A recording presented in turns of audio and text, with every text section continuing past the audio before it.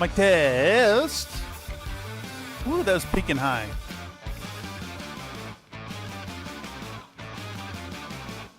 Popping my peas. There's a little bit of a pop, a little high tonight.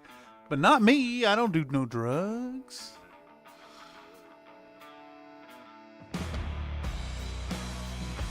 Alright, let's see. Why is that mic so high?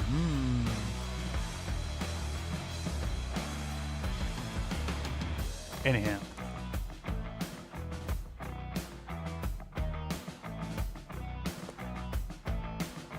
Mr. Mike Test is not here tonight. It's just I. Testing the mic for Mr. Mike Test. Hello, Mike Test. I think we're ready to roll. Sounds okay to me? Good levels. Good levels. See if I can't organize my thoughts here and start to dive into a little bit of work. Let's transition on in. How's that? Can we see? We can see. We can do a full screen preview so I can see. Howdy folks, and welcome back to another paint stream here on Country Fried Minis. I was considering not streaming today, to be honest, but I figure the show must go on. This is my last week of working on my bachelor's degree, so the stress has been getting to me. Those of y'all who have seen the community post here on YouTube and expressed your thoughts on the matter, it's well appreciated. But at the conclusion of this week, the conclusion of my work tomorrow and through the weekend, and the after delivering my final paper on Monday morning, I will be done with this degree and I have nothing but time to devote to YouTube. So expect more content coming up real soon. Expect some streams, more content. I'm even starting a secondary channel. If any of y'all do enjoy that Escape from Tarkov stuff, it'll be game streams before the CFM content. Howdy, another Nate. Welcome back. Howdy, David Faye. How are y'all doing tonight? I am, I'm definitely stressed, but also quite excited to have school done. And then, of course, kind of panicking about the impending repayment of student debt, which is great. I love it. Who have been here a long time and know that around this time last year, a year ago, I took a poll on the channel about painting this pinup model here, Titania, and put some painstaking work into this model. There's like, I don't know, 20 hours or something in the paint job on this figure. And I kind of just let it languish. I never finished the base. I never finished the content. And it is time to do that. So she is ready. We did a light source coming in this way. We talked about doing glazing. So lots of layers. It's a try-hard model. And I never finished the base. So the base is in a state of glazing right now. Oh, let me turn this thing off. Power off. I share the voice with y'all. Switch this back over to live chat so I can stay abreast of what's going on. Yeah, tonight we're gonna finish this base. We're gonna finish this little base. We're gonna have some low impact painting. We're gonna hang out. We're gonna chat here in chat. Have a good night getting some work done here on Country Fried Minis. I'm aiming to get the Tanya, the video, done and out uh-oh.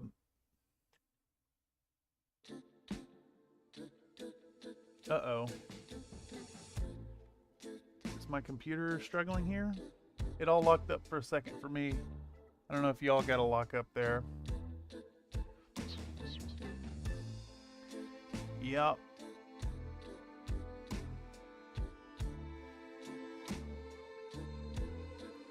It's not letting me do anything. How is it full screen and not full screen at the same time? I'm confused. Why are you doing this to me now, computer? Bear with me, folks, for a moment. The computer's doing that thing again. It might... Stream might collapse and end right here. Let's see if I can get into my resource monitor.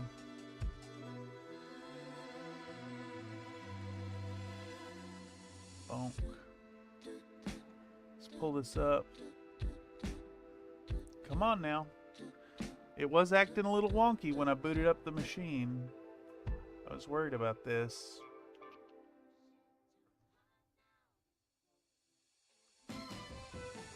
Alright, what's going on here? What's going on, Mr. Computer? It did fart just a little. Yep, I think it might be dying.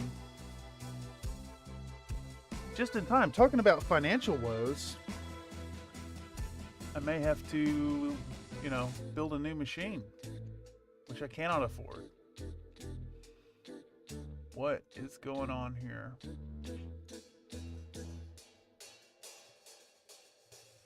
CPU sitting at about 90% usage. All 7 cores, 8 cores, all 8 cores.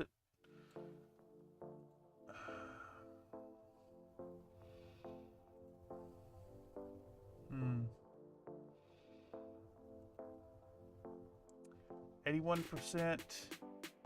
It's over maximum frequency at the moment.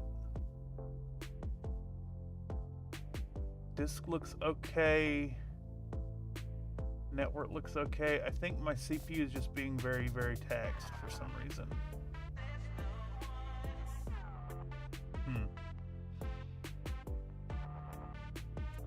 It looks stable. Is it stable to y'all? I hope it stays stable. Let me see if I can adjust the camera here. That'll tell me a lot. Okay. I think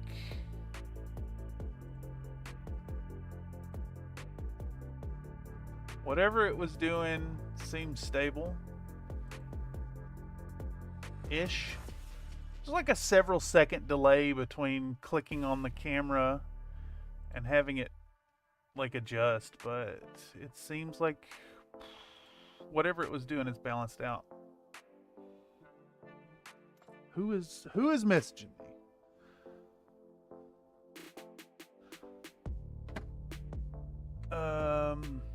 All right.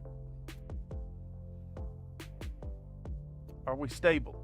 Are we stable? May I proceed, computer? CPU usage is very high. Oh.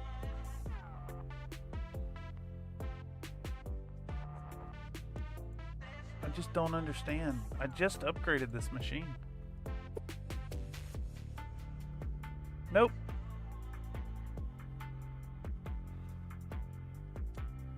Smooth as butter flavored shortening since the hiccup. Okay, had a little glitch about 4 minutes ago. Excellent. Excellent. Can we move forward? I would like to move forward. I like to paint. I don't want to end the stream. It seems to... It's trying to stable out.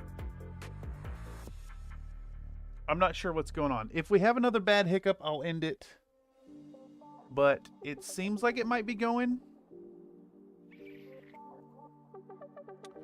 It's very hard to operate this little machine here. I do it all with the mouse. I don't have a keyboard connected to this machine. Anyhow, it looks like we're going. I'm gonna just roll with it. If we end early, it will be to performance issues. Is it installing updates? You know what? It could be. I booted it up a little early just to make sure. I bet it's calling for some kind of update.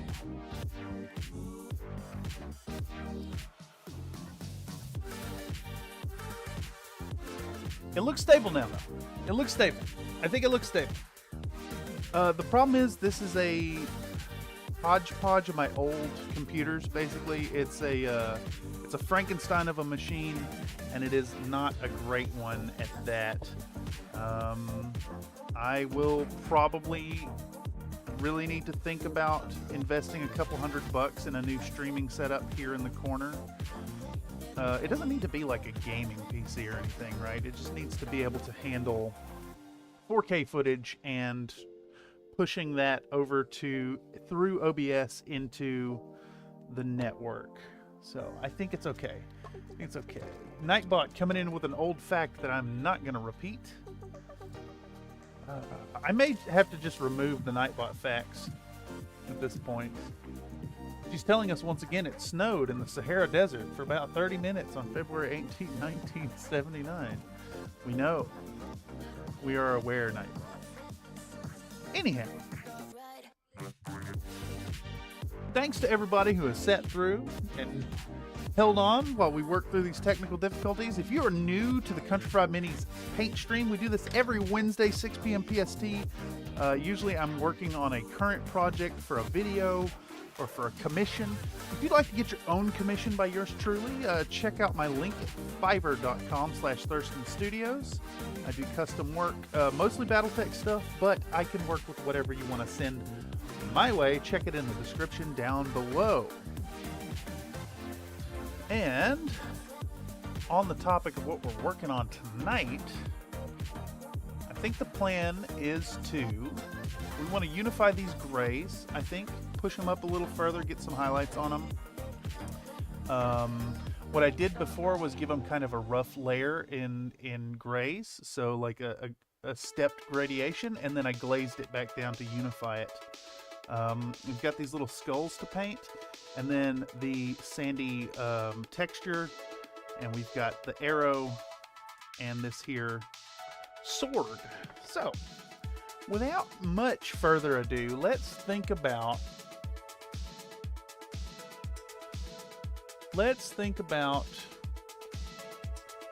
painting up this sword, maybe. We're going to start with a little sea gray. I think I've got some black up there. Comstar Knight 36 coming in saying metamorphic rock is the shit.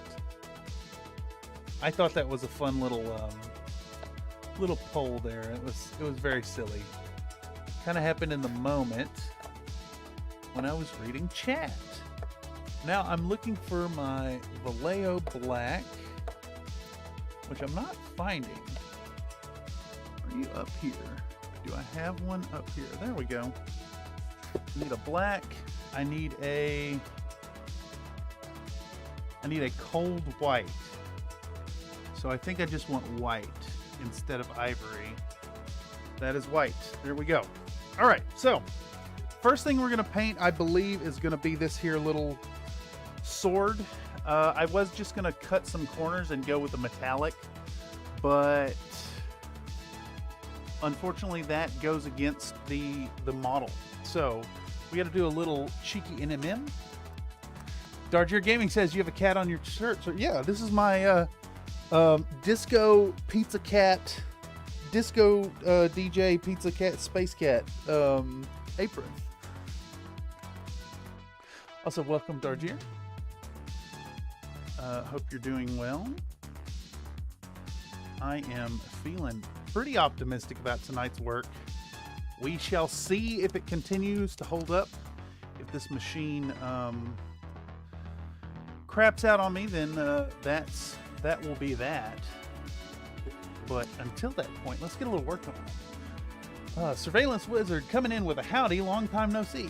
Yes indeed, howdy, and welcome back to another paint stream here on Country Fried Minis. I know I have been really slacking, y'all, on the content, and I do hold immense internalized guilt about it, but I assure you, things will be coming soon.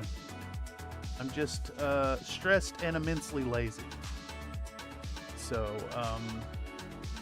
we'll work on correcting that. Also, what is all this, like, motorcycles and sirens? I hope y'all are getting it this time. I know that longtime viewers of the paint stream would insist that it's not actually happening, but it's kind of uncanny how it's almost like reality itself conspires against getting the stream on. Dardier says, I'm going to try to learn something here. I have lots of minis to paint. Well, here at Country Fried Minis, you'll get me pretending I know what I'm doing with lots of projected confidence. I have been painting for... Did that computer shut itself down? Hold on a second. Is this running?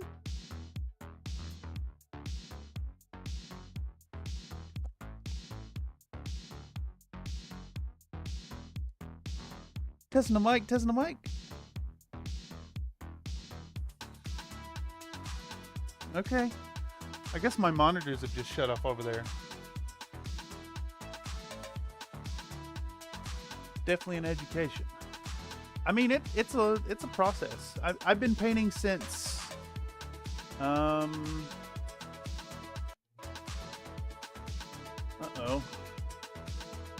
We gonna lose the stream again? I need you to work, computer.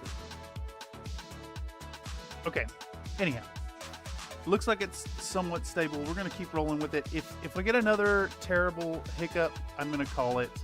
I don't want to fight with this all night, but I'm also gonna try and stay cheery and upbeat and keep moving forward. Surveillance Wizard says, nah, it's fine, man. YouTube actually pushed your message into my feed in a rare act of functionality. We need time for school and stuff that's more important in the long term. Yes, this is accurate. Though, you know, YouTube content creation, how do I word this? Video art through the lens of content creation is kind of my passion at this point, and it is what I intend to. Come on, computer. It's what I intend to try and do and make happen as a realistic pursuit, and I think Country Fried Minis has the potential to fuel that, to go full time with it, and really treat this like work and get the stuff out. I just got a little burnout recently, and the stress of finishing up school has been really rough. I was considering going on into higher education to become an art professor. And here at the finish line, I've become so jaded with the process and so overwhelmed with the fakeness of class anymore. It's causing a bit of a crisis for me, mental health as well as like a healthy dose of existentialism, as well as, you know, concern for my financial health in the future. I'm definitely terrified of having to become a barista after all this work. Dr. says looks okay on my side. Okay, so the stream is staying up. I'm just losing some functionality on the computer here. Third time it really is all in your head. There hasn't been a single stutter since that early one. Okay, excellent. No, then it is just on my end. Excellent. It's definitely not in my head. I assure you, it's not in my head. Just like the motorcycles are not in my head.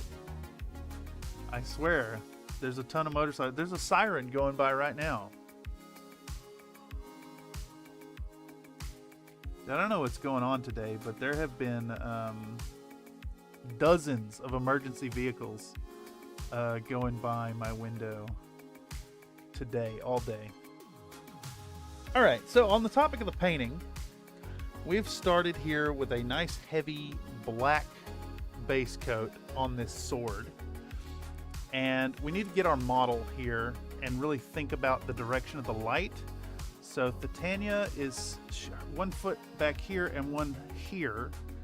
So our light source on this model is coming in this direction. So from a little bit from the front, a little from the side, a little from the top, kind of like at an angle. So if we have her in position, then we can see the light is coming through and hitting the top of the sword here. So let's take a little bit of our, I'm going to turn this palette around so y'all can see it. Take a little bit of our medium sea gray, and we're going to start applying that to the sword over most of it. And I think what we want to do is have a little bit light to dark in kind of this direction. All right, now let's unload our brush a bit. We're going to pick up a little bit of black. I'm going to work that black towards the back end of this. Do a little bit of blending right on the sword. I don't know if y'all can see that, honestly, but we're just going to roll forward. We're not going to kill ourselves here on this. Not too much effort, because it is, you know, it's a basing element after all. And all the focus is going to be on the intended focal point on the model, which for Titania is going to be her face and kind of a little bit on the chest, because, you know, we're going for that clickbait because she's a topless model, but really the light focus is kind of right here on the top of her thigh and the hips. So you can see the highlights are a little brighter there. So we want the focus here. And this little basing element does not need a ton of work, right? It's going to be off in the shadows. So what we're going to do is just do like a perfunctory job on this gray. And we're just going to keep taking our medium sea gray. We're going to layer it on and blend it back into the darker colors. Basically, we want to end up with a nice high contrast scaling here, and that's basically the secret to making NMM work. And I won't pretend to say that like I know at all what I'm doing here. I'm kind of just, you know, playing at it. Glad to see you back. Oh, howdy, Nick. Welcome, Nicholas Lowe. Welcome to the stream. Good to see you, buddy. Long time no see. What did you say? I would hope you don't keep motorcycles in your head. Those are kind of big. Ah, yes. Yes, that is correct. Kind of big indeed. Ivory says metamorphic rock can be really nice, or it could be just... that's a joke. That's a joke. We'll let him on Mayhem saying the stream. Rocks. Really nice shadows highlights on the skin and NMM with that babe. Oh, yeah. So I actually... The NMM on the obsidian blade, I wasn't really sold on at first, but I did a purple glaze over top of it, and it kind of brought it where I wanted it. I think these are a little overdone, but you know, it's fine. It's almost like a cartoon style. I'll just get a fresh brush. So what I was talking about in the NMM to make the contrast work is basically we have our lightest tone here butted right up against the darkest tone, and getting that in your blends is more important than like the cleanliness of the blend. And then like this plate here is going to be in the back, so a little more hidden in the shadow. So we push whereas this is brown to yellow and then white, this is kind of black to brown to like a tannish tone. So you can play with that kind of stuff when you're messing around with NMM to make it work. And you know, if it don't look good, you can always paint right over top of that. good so far. Thank you so much. Secret purple sauce. Cartoon style works really well with that model. Yeah, it's really fun. She's Twin Goddess minis, I think. She's in the description down below if you want to pick up one yourself. She comes in 2 flavors too. You don't have to go completely topless, but I thought this was a nice, tasteful nude and a good way to introduce pinup work on the channel and also get a little bit of that clickbaity action, which I think the channel could really use right now. Anyhow, we're going to dip back into working with our medium sea gray by Vallejo, and we're going to put it on the edge of this blade that's facing closer into the light. What I want to do now that we've got a bit of a gradient is put some down and then pull it out with some really, really thin paint. The paint is actually almost water here, and we're going to feather out the back end. Okay, and now that we've got that, we can take our white, snag a little water in it. Oh man, I really need to get palette cam working. And we're going to trace some bright white along this edge here. We're going to keep it towards the top. So we've got the gradient coming down this way, but we also want the gradient coming down that way. And yes, I licked my brush. I know it's a bad habit. Don't lick your brush, y'all. There are toxic chemicals in acrylic paints, come to find out. Yeah, there we go. That's it. That's all we're going to do right there. That's all it needs. Here on the other side. She looks yellow now. I've decided she's a yellow Martian of Barsoom and Okar, the Northern Duck. Yeah, it is a little yellowy. And I think that's partially coming from the white balance. But she came up from Parasite Brown, which is a bit of a yellowy tone. It's Vallejo's 80.042 Parasite Brown. It is kind of yellowy. Very, very ochre, very kind of orangey color. And then I brought it up through, shit, I can't remember now. It might have been cadmium skin. So we're getting that cadmium, getting a little bit of that cadmium skin for the blends. Yeah. Yeah, that is a very yellowy skin tone. You can really see it if you spread it out. But, you know, it's fun. And I picked up the WizKids flesh painting set, so might as well use it. Anyhow, let's try to give this sword here a bit of the same treatment. Now, I made a excuse me. I think I made a mistake here in picking where the highlight's going to go for this thing. So what I'm going to do, I'm going to dip back into my black. We'll take a little black, a little water. We're going to put black on the edges again. A little more black. A little more black here. Put the black on the edges on either side. Yeah. And we're going to dip back into our sea gray. A little water. You can use the black on the tip of the brush to get a nice medium sea gray. And I want to put that gray kind of not quite in the middle of this section of the blade, a little offset, but in essence we're gonna have that gray to black gradient on either side of this piece of metal. So we're just gonna feather out the sides.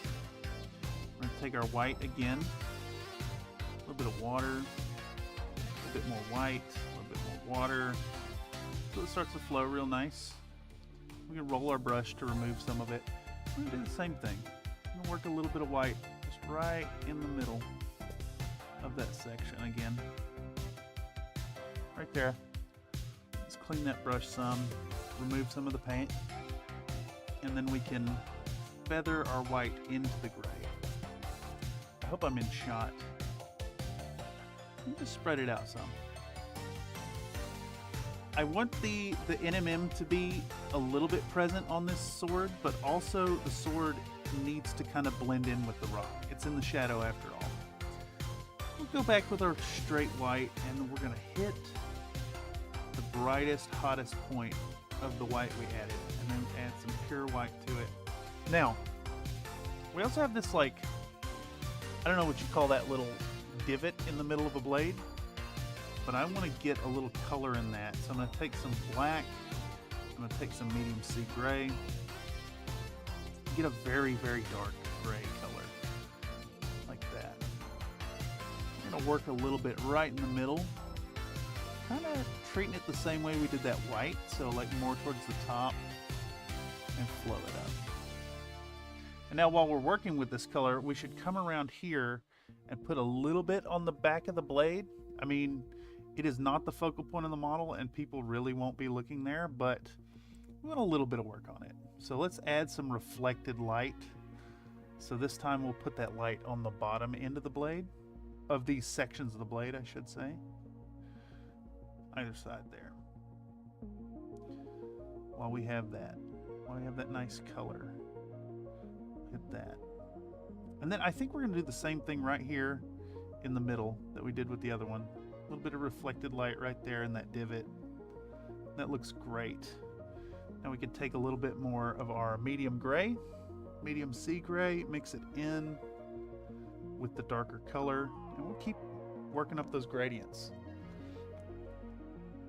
Yeah, what's Cad's man? Yes. At least using these yellows, the old camera made her say, oh yeah, we did Titania on the old camera. +1 fuller. Yes, the trench down the middle of the blade is called a fuller.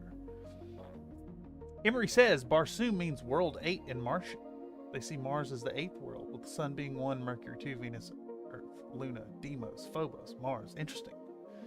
It not only lightens but strengthens the sword. Does it like provide extra flex in the middle or something? I admit I'm kind of clueless when it comes to sword engineering, but I do find sword content to be interesting. I do enjoy the occasional piece of scalogram content.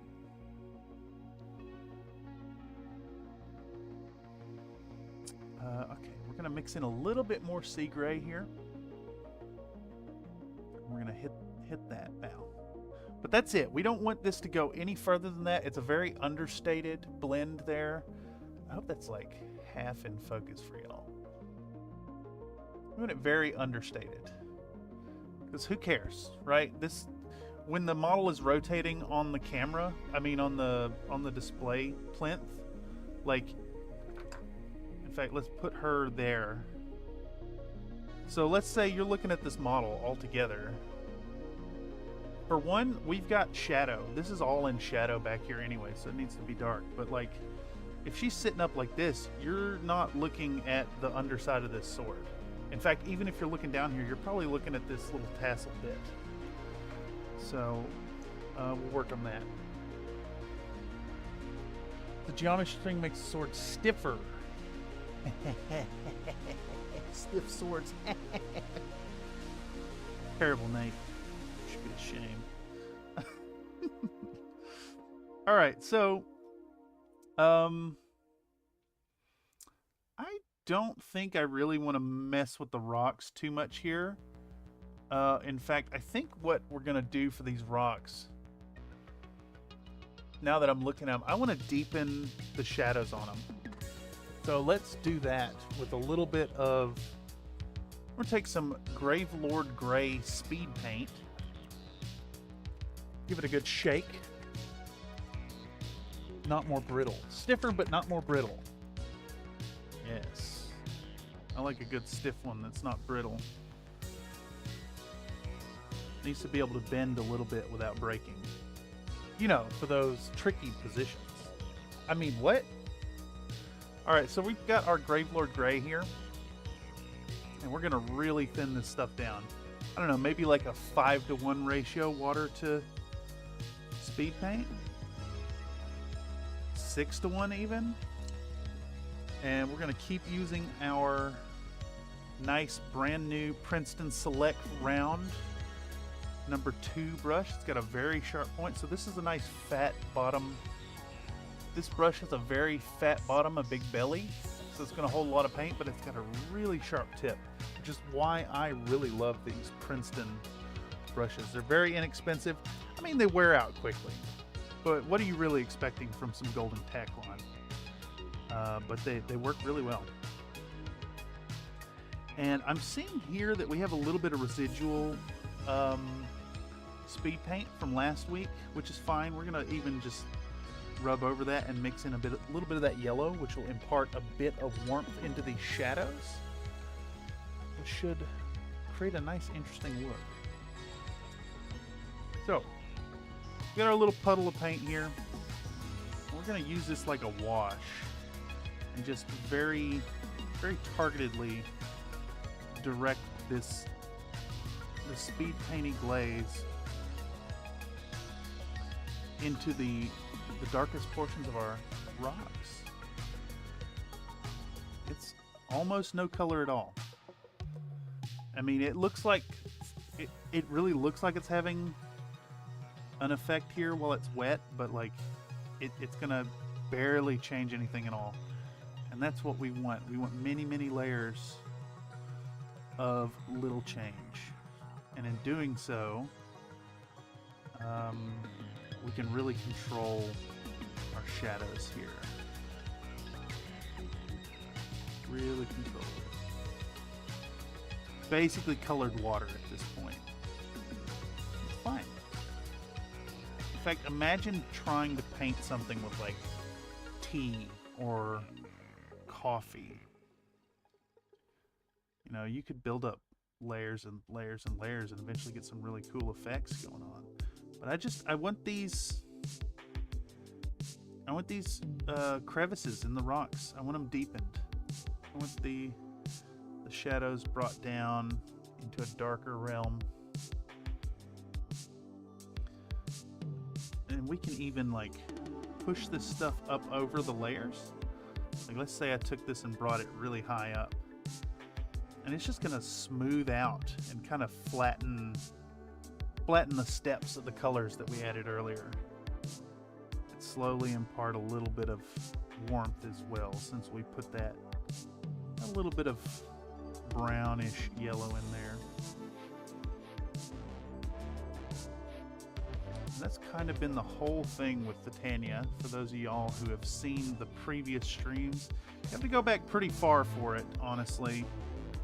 But there is some Titania content back there with the old camera. Some real struggles involved in that too. Alright, so we got all our crevices a little bit darkened. It should dry fairly quickly. While it dries, I think what we'll do is we'll move on to working on the hilt here for our little sword.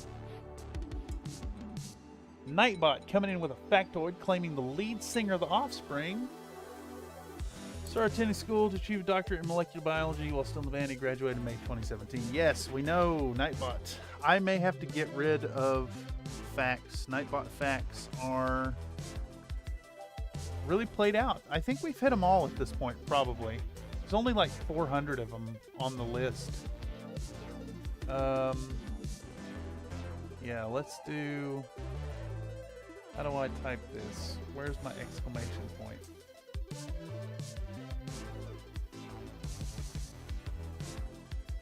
I'll do that. One of those.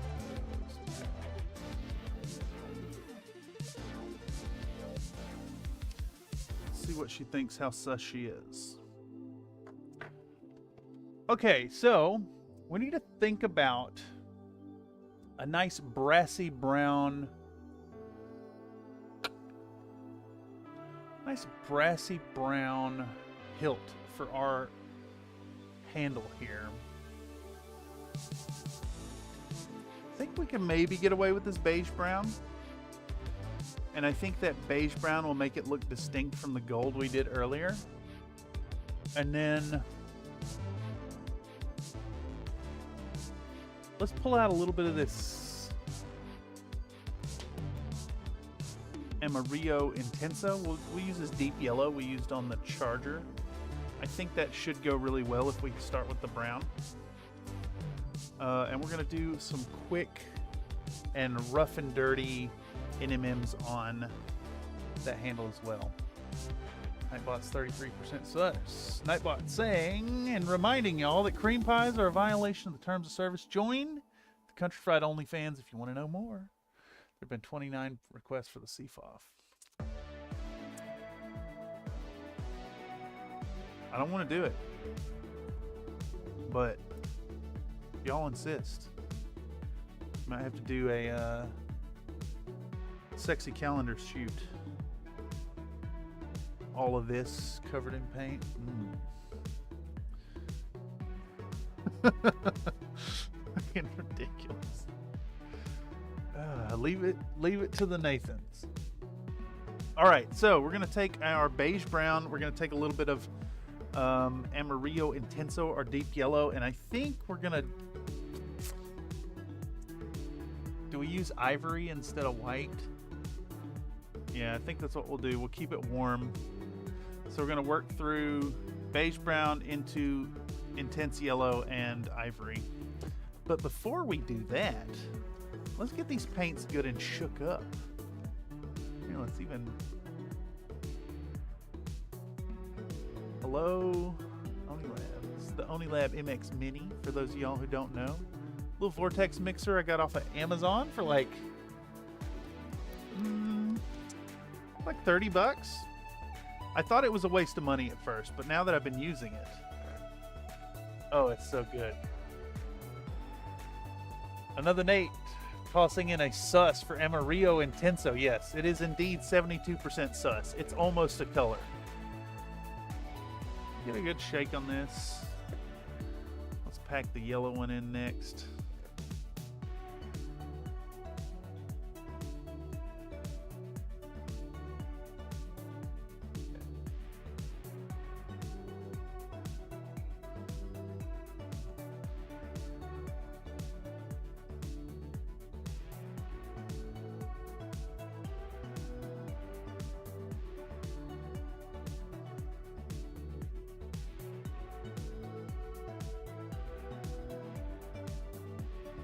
Thank you, OniLab. Would using regular white cause it to be colder? Never mind, you answered my question. Yeah, exactly. Exactly. I just want to keep it warmer in the yellow. So, let's see. Do I got a black surface? Like a nice brown surface I could put this color on? A neutral gray somewhere?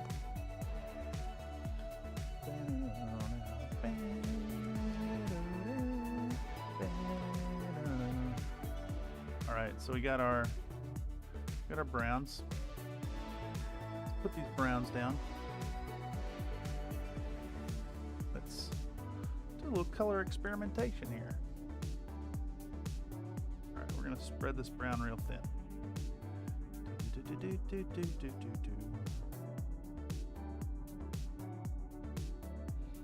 A little brown. Let's do a little black as well.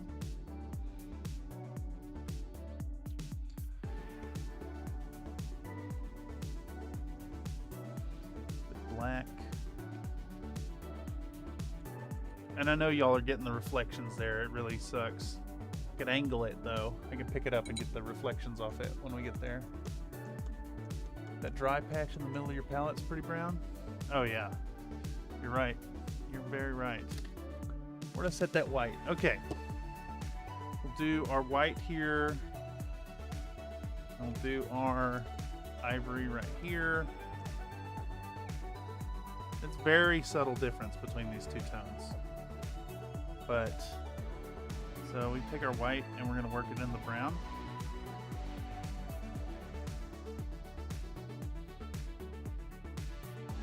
Get a little more. Whip it out.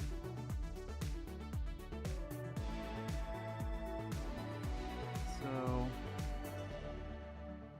our brown with the white. It's getting very grayish. And in theory, the ivory should make for a nicer brown blend. Keeps it more creamy kind of color. Less gray.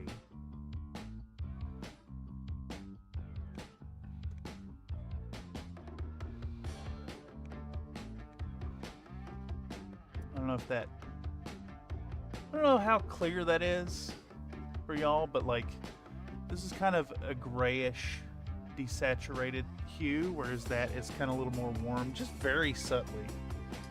I think in most instances it wouldn't make a difference at all. But then let's come in here with our black.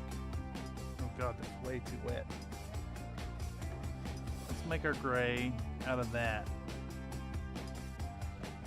That's still a very, very cool, steely, metal gray, bluish, nice gray when we want the gray.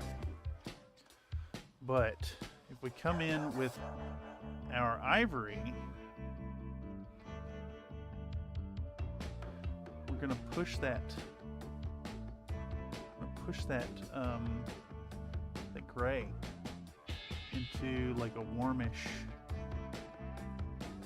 purpley hue to it, if that makes any sense. It's very, very subtle difference. So if I was doing black up to a light color, I'm definitely using the white color. But if I'm working with brown, I want the ivory. I don't know if that's readable to y'all or if it helps, but that's just my thoughts on it. I see a very subtle difference between these. Interestingly enough, during some project recently, I found that the white was better when mixing yellow as compared to the ivory, which surprised the hell out of me. But just, I don't know. It's more feel and intuition there. Anyhow, where were we? We were working with brown, yellow, and ivory, and I just said the white worked better with the yellow, but the yellow isn't the main color here. The main color is our shadow, which is the brown. So we're going to use the ivory to balance the shadow color. So same deal, just like before. Let's get a little bit of brown. Let's get a little bit of yellow. Let's get a little bit of, I started to say white, it's ivory. It was a charge of you getting pissed at highlights. Yes. Me get pissed? No, why would I ever lose my cool? Why would I never be anything other than the utmost paradigm of good behavior?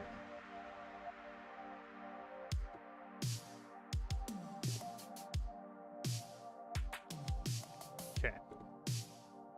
I want to also put a drop of water, so we're going to put what a nice double, triple drop of water there, ready to roll. All right, and we're going to take our hilt. We're going to start it with a coat all over of beige brown. Just get a good grip on this boy and rub it all over.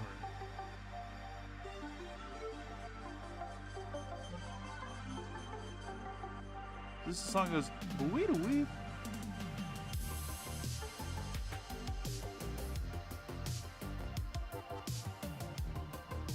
Yeah, there it is. All right, so we're gonna take advantage of the sharpness of our brush tip here. I'm gonna work this color all over our hilt. Whatever it's called, cross guard. I don't know sword terminology. I just know what the thing is and that it's a shape and the light should play on it in a certain way. So if ever I need correcting on terminology, don't ever hesitate to toss it in the chat and let it go. You spent like 4 hours trying to highlight the thing and dropped it on the palette like 6 times. I'd have lost my cool. It was a bad color choice too. I should have gone with another yellow.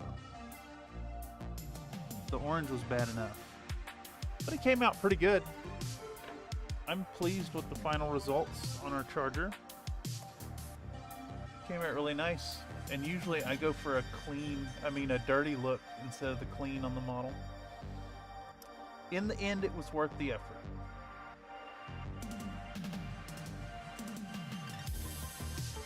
And that will be some content at some point. I don't know when. I know that I talked up the charger project and it got kicked down the road. I need to learn my lesson, I think, in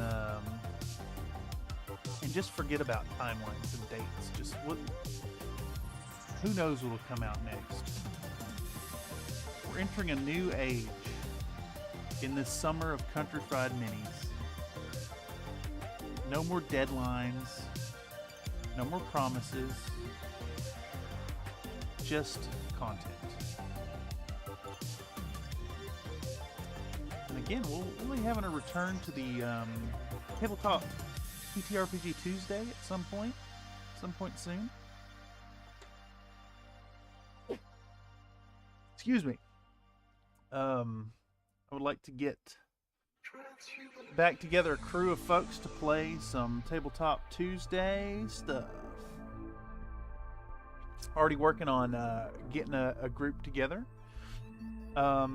If you're interested yourself out there, if you're a subscriber and want to get in on some Dungeon Crawl Classics, which will be the game we play next. We're going to be playing through Sailors on the Starless Sea, a classic 0-level adventure. I had the privilege of playing through it as a character myself before, and this time I'm going to DM it. We'll be playing in Tabletop Simulator, and it will be every other Tuesday once we get rolling. 6 p.m. PST, the same time as this stream, but on Tuesday night. So if you're interested in getting in on that, join up on the Discord and let me know. Love to get some folks in on it. The beauty of a 0-level funnel is everybody is playing as these randomly made 0-level characters. So you're a little more than like a peasant. And like a roguelike, you're going in on a incredible adventure. People are gonna die. Characters do not survive. There's mechanics for respawns, and if we get enough people, we could even do a fun thing where we have a bunch of folks and dismiss them when they die. So if you're interested, let me know in the chat, in the comments, or join up on Discord, let me know. Love to get some photos. That bit is the cross guard. Hilt is the part that goes in your hand. Pommel should also be brass. You think so? Yes, I think so too. Let's do it. Let's do that same color. Now, you know, I'm a studied art student, but I, for the life of me, cannot remember the pattern of metal orbs. So I'm going to have to look at a reference here in a moment. And this is definitely going to get brighter light than the rest. Okay, so now that we've got a nice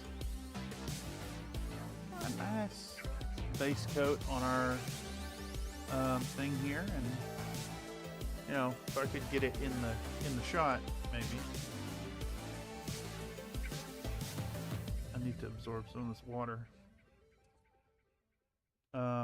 Let's pull up a reference. All right. We're going to refer to our good old friend Google. And we're going to look up Chrome Ball reference. Image.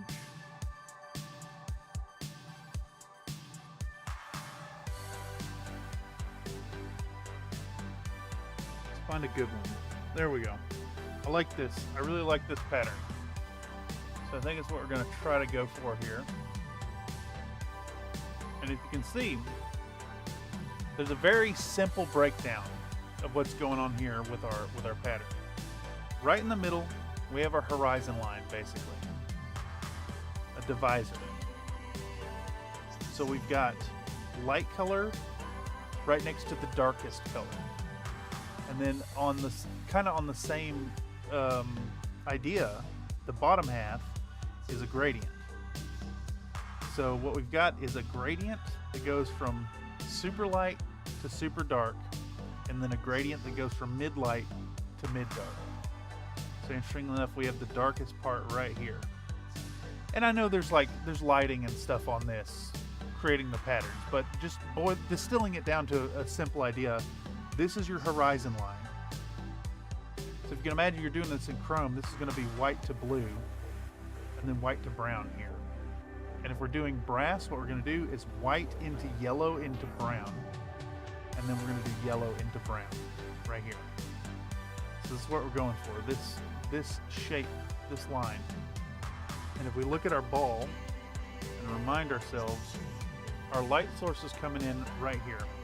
Now, honestly, this would be reflecting, you know, Titania and all that, but we're not going full reflection. That's way too try hard, especially for something this small. I'm not going to worry about that. Shiny spot directly to your arc of reflection at 90 degrees. Yes.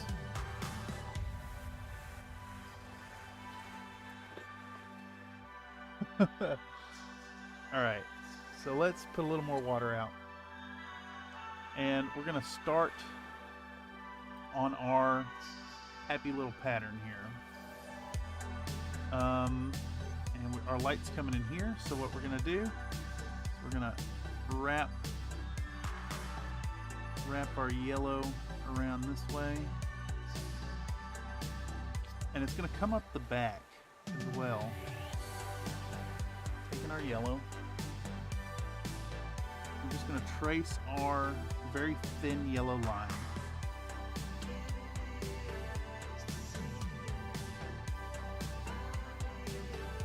Trace that thin yellow line all the way around.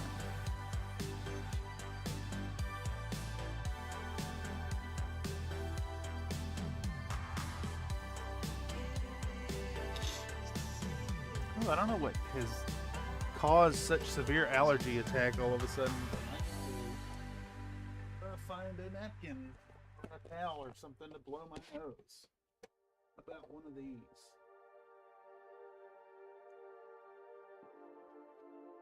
I don't know what I've stirred up.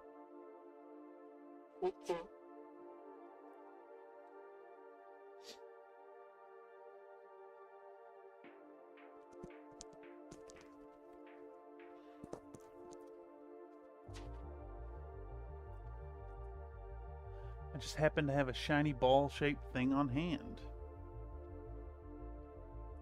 Yeah, but you know, a picture's worth 1,000 words here.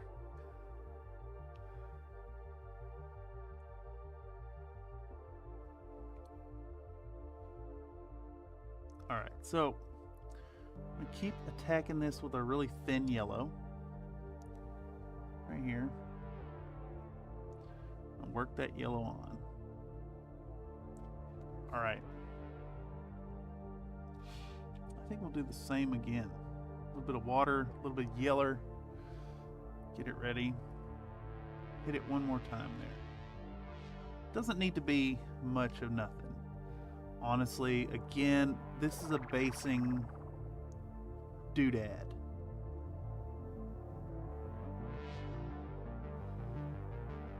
Okay. Now we want to do the same for the top, but we're going to use our Ivory, which is like, it's got some weird performance issues here. This stuff is like chunky and won't incorporate super well into its binder. I don't know what to make of it. We're going to put our specular highlight spot up on top, and then we're going to grab some yellow. I'm going to work that yellow into the Ivory.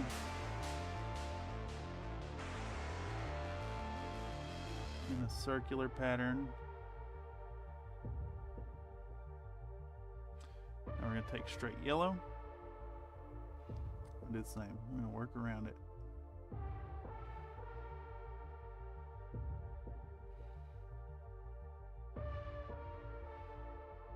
Grab a little bit of our brown. It's all very back and forth. Very, very back and forth. You bring it down, you bring it up. You bring it back, you bring it around. We're going to take a little bit of that same brownish yellow. And we're going to make this the darkest color on the lower half.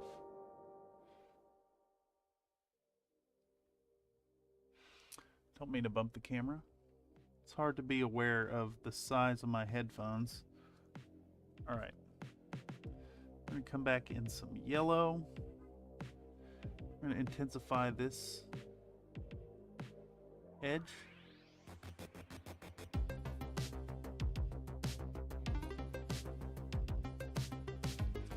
We're going to intensify the shadow right up to it because we want that straight brown right there. I almost think we could get away with putting in a little bit of black here, but I'm not trying to try too hard here. Probably trees. Yeah, there are some Bradford pear trees on my street, and I do tend to be a little allergic to those. Alright, so we're going to work this yellow in on the top again. Now we're going to take yellow and ivory mix and work it right here-ish, kind of offset a bit. And then we're going to take our ivory and we're going to do a white hot spot right there. Now, that's good enough. Doesn't need to be perfect. It's good enough. It sells the idea. We're going to do kind of the same thing down here, except we're going to stick more to like a traditional edged look.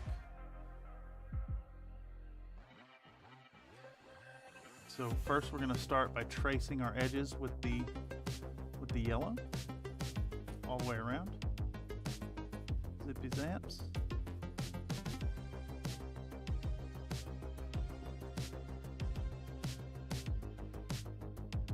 The model's a little chewed up back here actually. Not sure what happened there. Am I off frame? I am. My apologies. We'll work it in here. And then we're going to pull that yellow from this edge up towards the back. It's reflected light hitting it from there. We're going to maintain that same angle right here. So right there. We're going to run our yellow into some brown. Get both those colors on there. And then blend them into each other. And again, I lick my brush sometimes to quickly remove the little bit of paint that's there, while also restoring the brush edge to a sharp point immediately. I do not recommend licking your brush, but I don't know, sometimes it's just like the swiftest way for me to make the paint do what I'm trying to get it to do.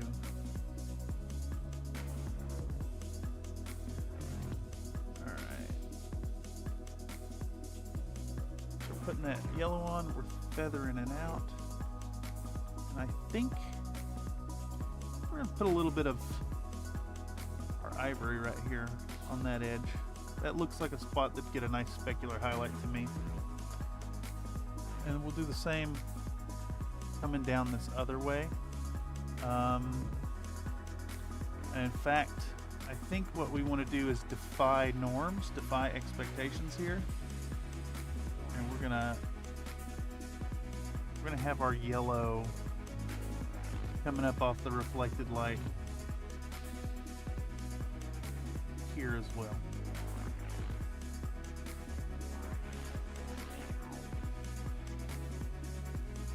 this is a decision I made. So I've got the yellow, the bright yellow going into the brown here. So basically we want that same pattern, that same direction. We'll bring it up from here and we'll push our brown gradient. Push our brown gradient up to where the yellow line is, the edge highlight.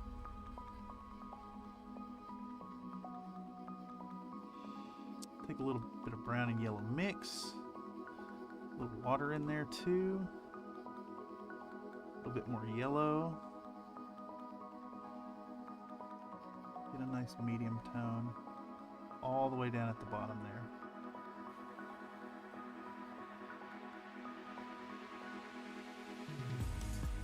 I even want a little bit more yellow right here.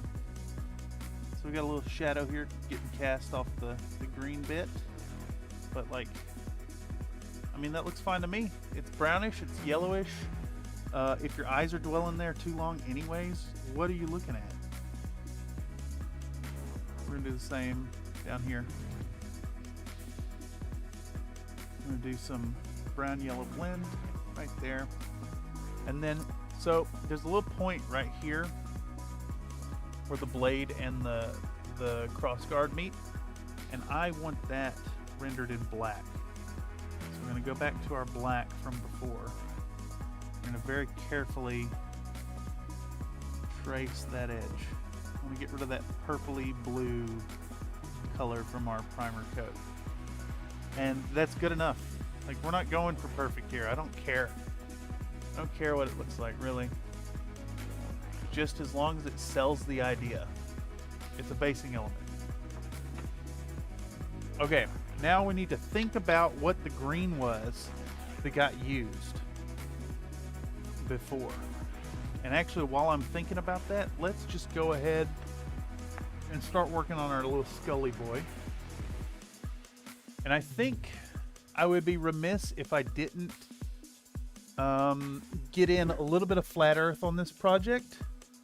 So let's try to find our flat earth. That's flat brown, green gray, khaki gray. I know I have flat earth up here somewhere. I gotta get some flat earth in on this project. Yeah, there we go. A little bit of flat earth.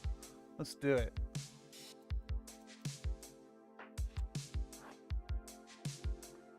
Okay.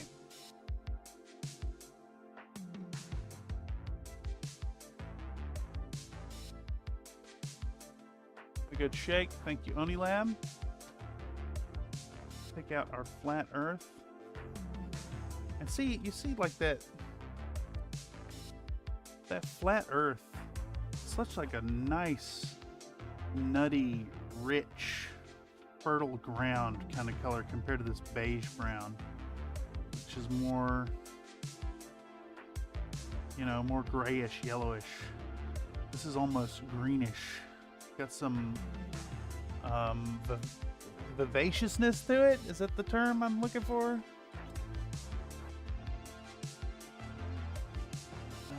Dude, something has got my allergies kicking.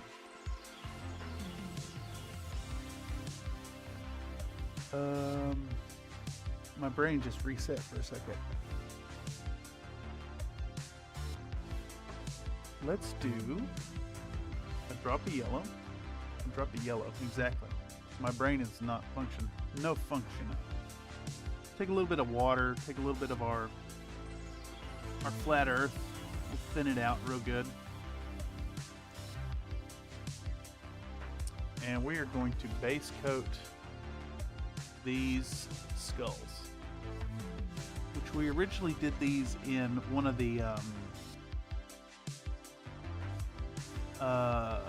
speed paint colors, but after painting all that like dark gray over top of the base, they just kind of disappeared into gray tones.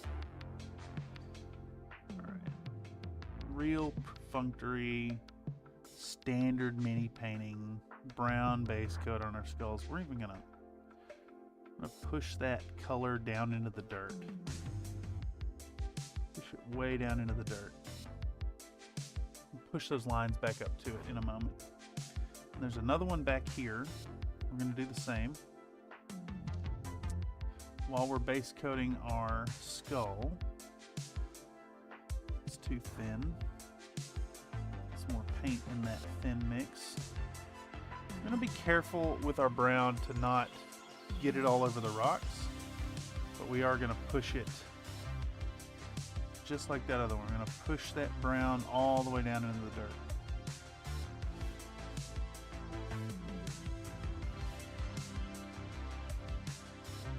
And this is still feeling a little thin, so to counteract that, what I'm going to... Oh shit, I just put my thumb on that other one. The brown mix I have on this end still feels a little thin. So I'm going to dip into the unthinned paint and work it into this stuff to thicken it all up. This is all with the same brush. This is our Princeton 2 round. Just like me, it's 2 round. Spherical even.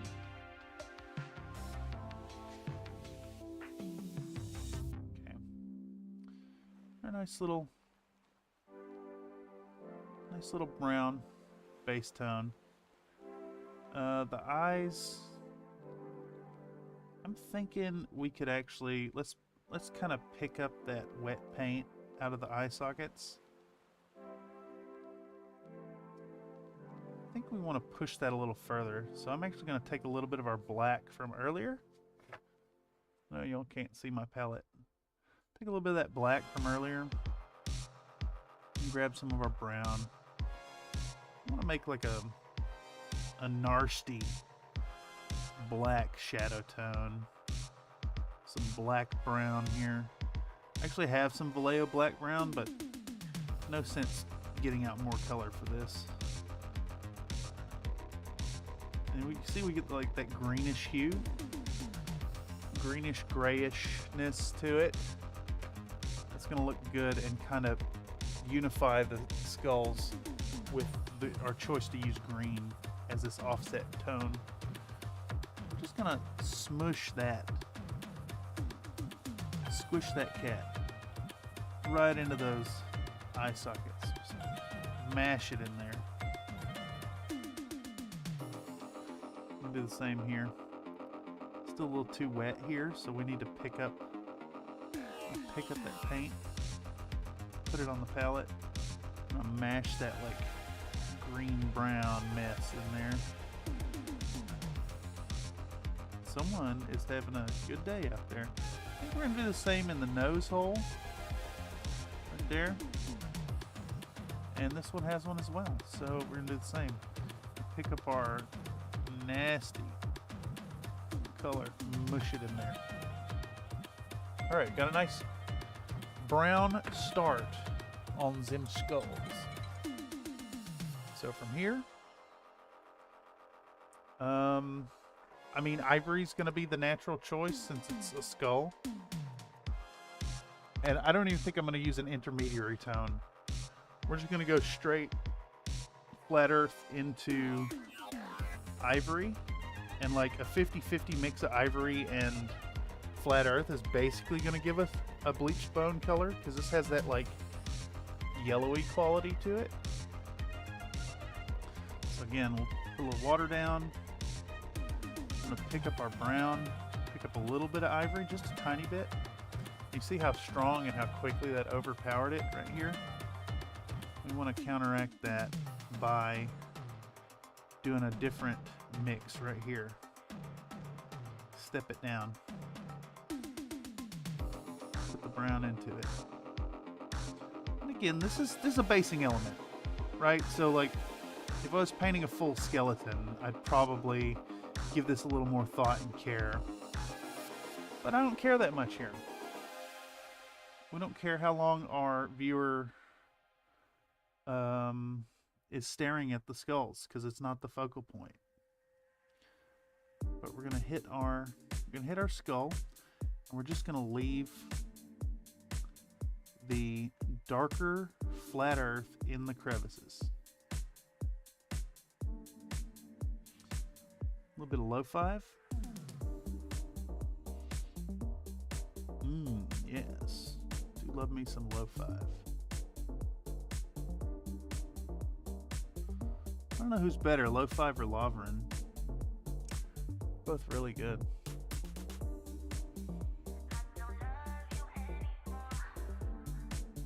I'm just going to take our nice lightened flat earth tone, push it all around this skull.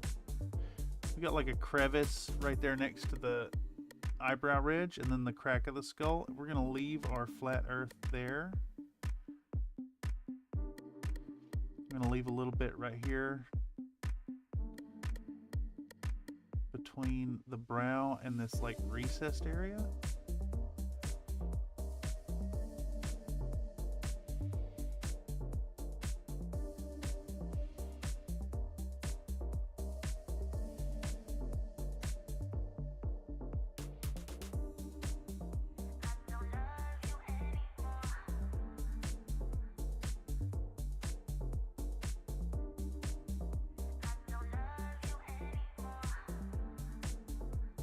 That color on there.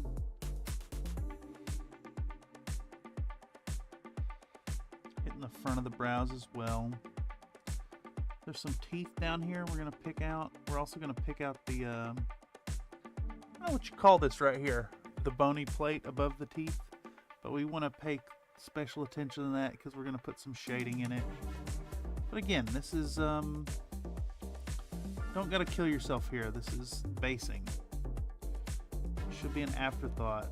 In fact, oftentimes you'll have it covered with like texture or dust anyways. Technor TN coming with chicken biscuit, sausage egg, bacon, egg, and cheese, and the man eating them. Lavrin has switchblade. Lavrin wins by power of Dudum. Palette? You want the palette, Cam? It's so glitchy though. It's so glitchy. Is that decent? Can we see it? So glitchy. Just, it's got hella flicker. I mean, let's see, how well can that even be seen? Projector preview. No. Nope. What I'm going to do instead is I'm going to move what I'm working on and ensure the palette's in the cam. So we got our flat earth, and then we've got our flat earth black mixture down here. So this was in the eye sockets, and then this raw tone right here is our base tone, and we've moved up into this color right here that we're working on.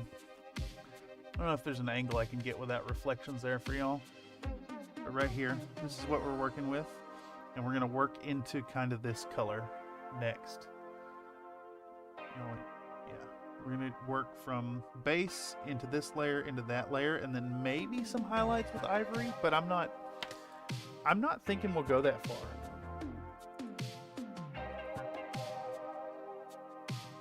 Oh, I'm sorry. I meant the bone was part of the palette. But oh, yes. This is like the maxillary area or whatever. I don't know.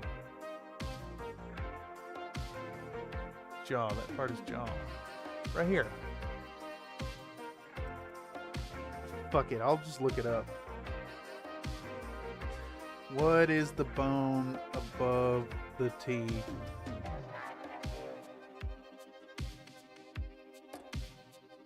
The maxilla. Yeah. Maxilla. So I guess I did know that. Many shades of brown green. Yeah, exactly. And none of it is orange, but it's all brown. Although, you know, some of these, there's a bit of a orange quality to some of these browns. The Parasite brown definitely has an orange quality to it. All right, so we're gonna pick back up that same color, and again we're gonna hit our skull, leaving Bum, bum, bum. Bum, bum, bum, bum.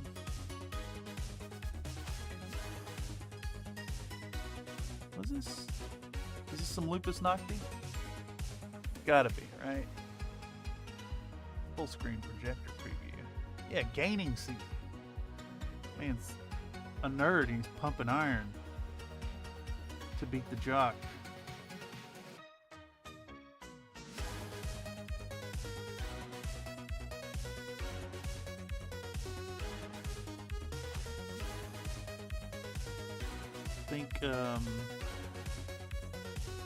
Think like mid-80s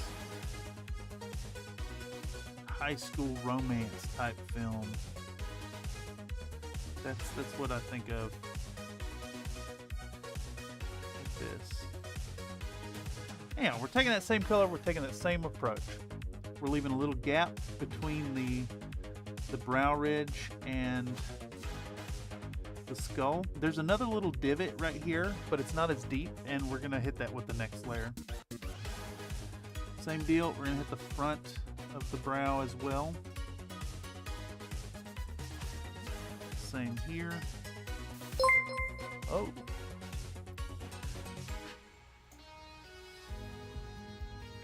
It's so thick. Comstar Knight 36 donated a $4.99 super chat. It's time to get boonied. Browngerine is life. Painted a Clint with that dazzle camo. FML.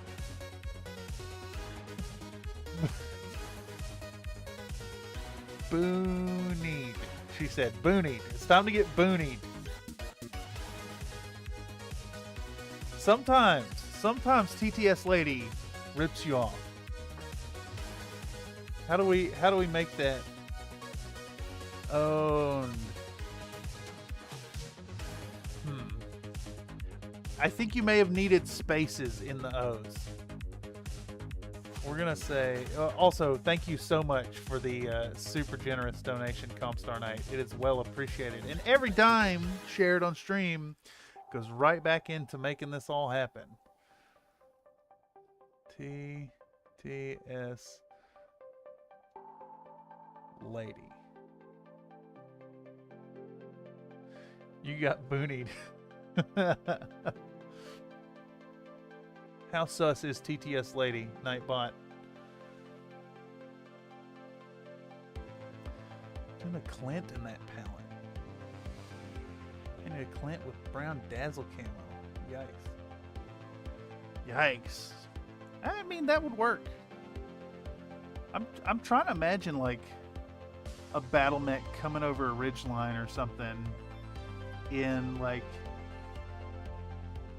in some Badlands or something with a brown bone dazzle camo. That's really intense. I do love that you go for such dazzle camo, such really fun dazzling camos on your models. All right, so again, we're hitting the maxilla here, the nose, the bridge of the nose as well, hitting the eye sockets. There's a little crack here on this bit, so we're gonna leave a little extra gap there. We'll deepen it with the next layer. All right, that looks pretty good to me. So we're gonna show back our palette again. And what I like to do is kind of dip the color that we were just working with. In fact, I need to just remake that color. That's a little lighter. It's already a little lighter. Let's get some water. Bend that down some. And try to tilt it so you can get it without the reflection. That's a little lighter than this. I think we'll grab some of that and put it in there as well. All of that even? Yeah, that's a good step up. We'll take our step up tone. We're going to do the same thing. We're just going to leave more contrast. So we're going to hit these brow ridges, but we're going to stick more to the tops of them. That's That's even maybe a little bit too much of a step, honestly. But again, it's a base.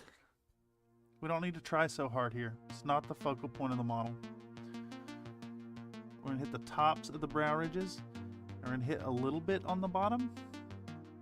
So we get some of that reflected light, but not much. Just a tiny bit. This is a try-hard model, but even in a try-hard model, we don't want to kill ourselves with this work. It's the base.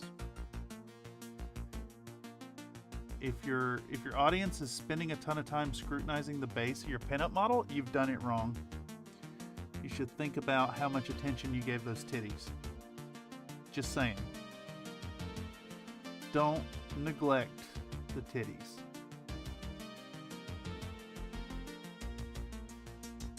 Alright, we're going to hit the teeth, tops of the teeth. We're going to hit the maxilla here. And we're going to try to broaden the gap from our last color.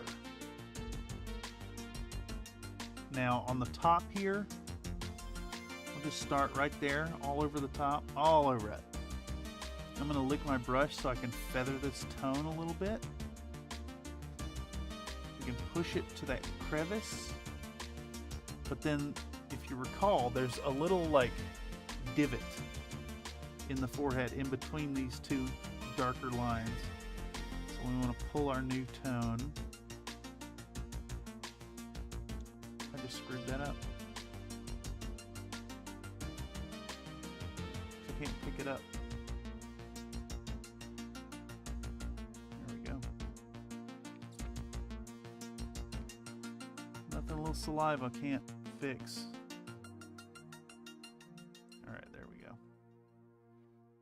We'll let that spit dry a little bit and work in a little bit more of the color back here. This is the brightest spot anyways. Top of the head there.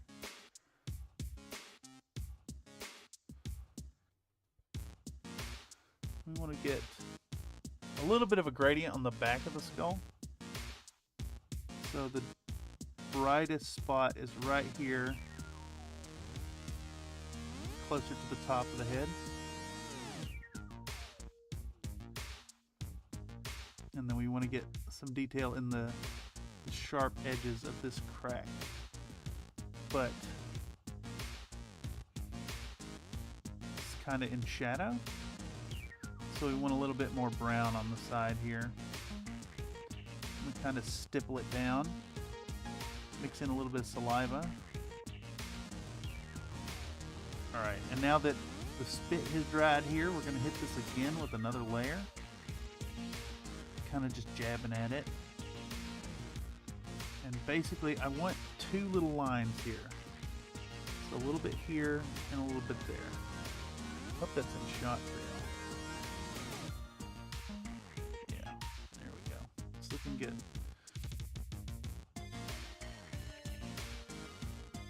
Now, I'm going to go for more brownish tone on these skulls here. I don't necessarily want them like completely sun bleached. I want them to look like they had meat on them that died out. The Ed Wadsworth Dazzle is fantastic. LOL. Oh yeah, that art that you shared was really intense. That's like museum worthy. I'd call it fine art. Absolutely would.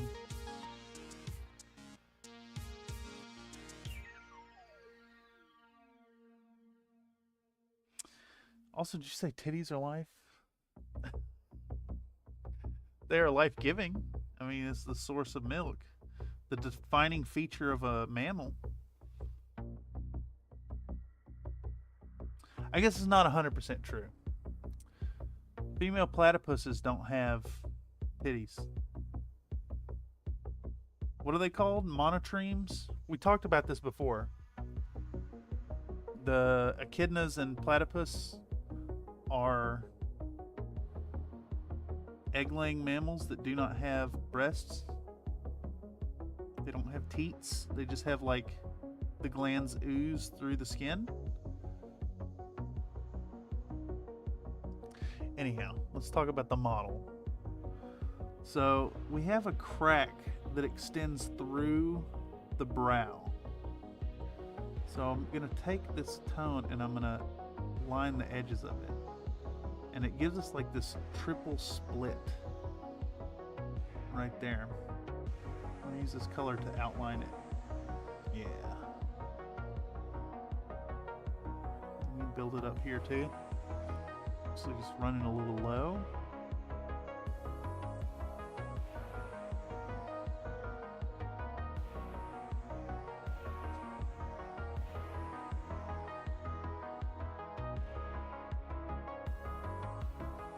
Okay.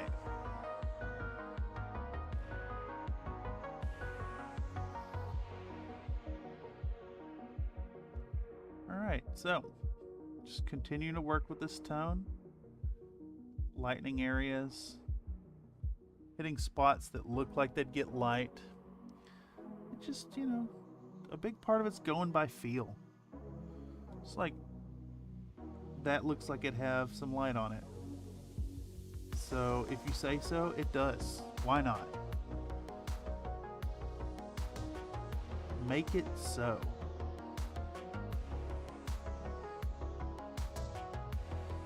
There we go. It's looking pretty good. Pretty good. I'm gonna put a little bit more white in it. Monotenes. Well, yes, they have milk. Aha. Okay. So this is already dried out. I think we're hitting the point where no, I should have used a little fluid retarder, I think. Let's take a little bit of our brown, a little bit of brown, and take a nice dip of the ivory. I want a substantial step up now towards white, or ivory in this case. And we need to thin it out so it doesn't dry out so quickly. Honestly, I should be using, instead of water, just like a little puddle of fluid retarder. I think that'd work a little better. But now you can see we have a much lighter tone compared to that. So we're gonna step up this. This color again, and just exactly the same process. We're gonna add some drama to our highlights. We're going to enhance what's there. We're going to be kind of careful this time around. Try to get these highlights a little sharper.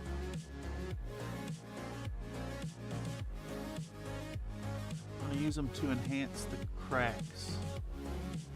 Make them stand out a little more. And then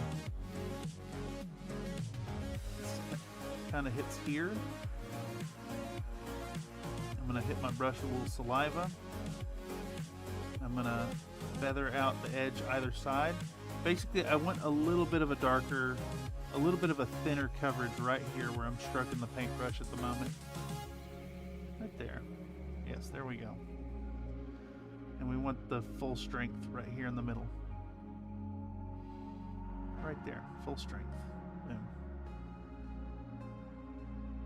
Thin it out, feather it down. Give our brush a little licky poo. Now, I mean, you could do this section by dipping and reshaping the brush if you move quickly. In fact, fluid retarder will help with that if you want to avoid licking your brush. I mean, honestly, it might be a fair estimate to state that every lick of the brush probably cuts like a millisecond or two off my lifespan.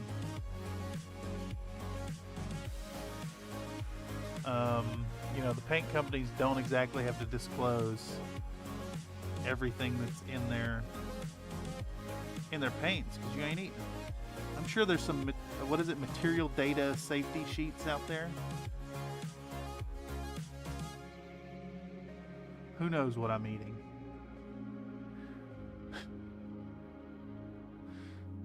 Who's this? A Dazzle Clint shared by Comstar Knight. Yes. What is this model? What is this Clint? What is he from? Is this a Sylogy model? I love the like blue gray. That's really intense. I'm gonna go out on a limb and say this is probably one of your best dazzle pieces I've seen. That cockpit jeweling is to die for. Spot on. And the silhouette is very broken up. Really, really well executed dazzle camo. It shows that you know you've spent a lot of time working on your dazzle camos. Yeah, I agree. It is indeed pretty rad. Sylogy Clint. Okay, yeah. I have to do one of those myself. The Clint's kind of a piece of crap. But I guess that's the whole idea. It's like it's a workhorse. It's available, inexpensive. What's it? It's like a few medium lasers and a AC5. Excuse me. Actually, I really like an AC5, honestly. I'm generally a fan. They make sense to me. Good range band, respectable damage, inexpensive to maintain, available to any militia forces. Like, you know, periphery forces are going to have AC5s.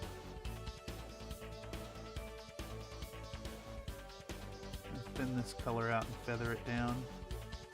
I think because this is so bright right here, we need to deepen this bit right here some too. I want that a little sharper, a little brighter. All right, it's starting to look like some dirty old dead bones. Not necessarily like completely sun bleached.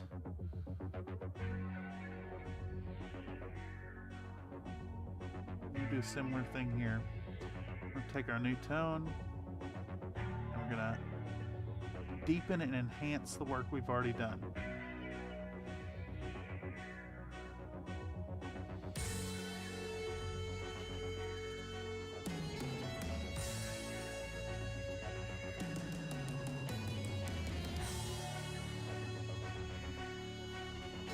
The intro of this song is really intense. It's all I paint, lol. It's garbage, lol, but hey, it's better than no mech. Yeah, it is a garbage mech, but yeah, exactly. I love those plucky, terrible designs. Like, they exist in the world for a reason. I swear I'm eventually going to do a MechWarrior RPG and like have a crew pilot stuff like that for canon reasons.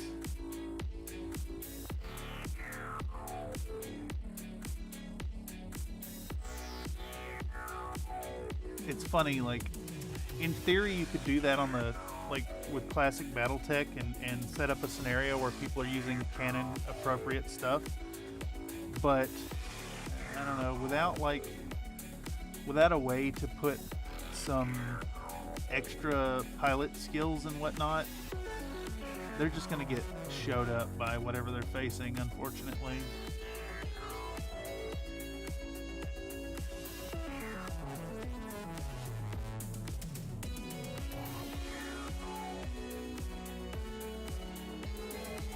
You know, imagine an engagement where like a Clint would be more than enough, sufficient to deal with some stuff like quelling a small militia uprising or something, a bunch of infantry and light armor.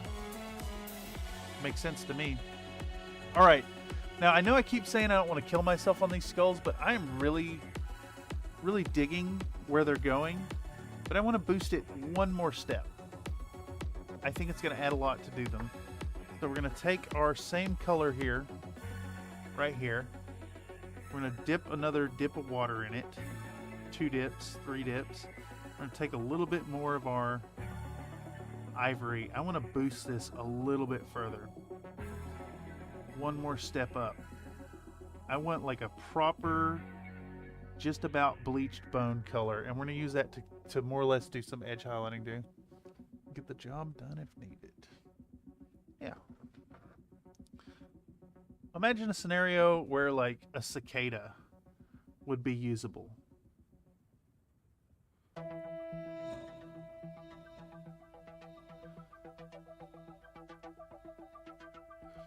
I don't know. I think I kind of want to play battletech like a historical. I'm kind of over the pickup games. They're fun, you know, show up and people fight to the death and they bring their silly stuff, but like, come on now, reenacting like this battalion's last stand, or like a hopeless mission where you've got some other goal beyond just like throwing your mechs into the meat grinder. It sounds really fun to me. I do have the BattleTech Historicals War of 3039, but that seems like it could be really fun.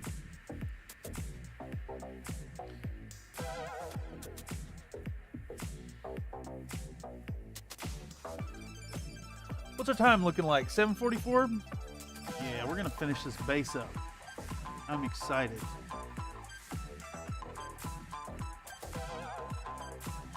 Alright, we're just taking our bleached bone color and we're boosting what we got even further. Just hitting the sharpest of the sharp points here. Fine shot? Yeah.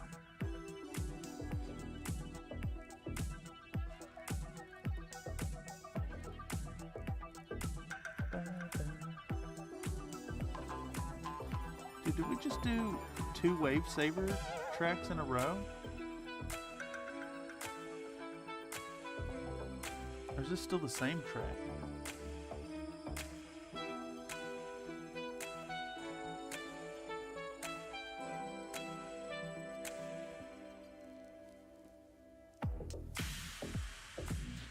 Alright, I think those are looking pretty good. I'm pleased with them. Looking tasty. So next we need to do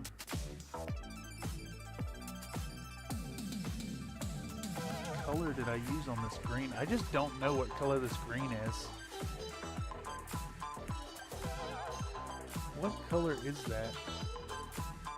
Police action's great for Clint and probably better for the blackjack. Yeah. Makes sense to me. I think I can't figure out what green this was. This was like...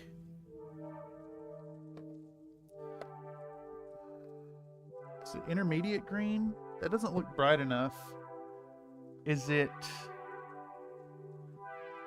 jade green? That's a little bit too blue. Is it moot green? I think it's moot green with a little bit of, I know what it is.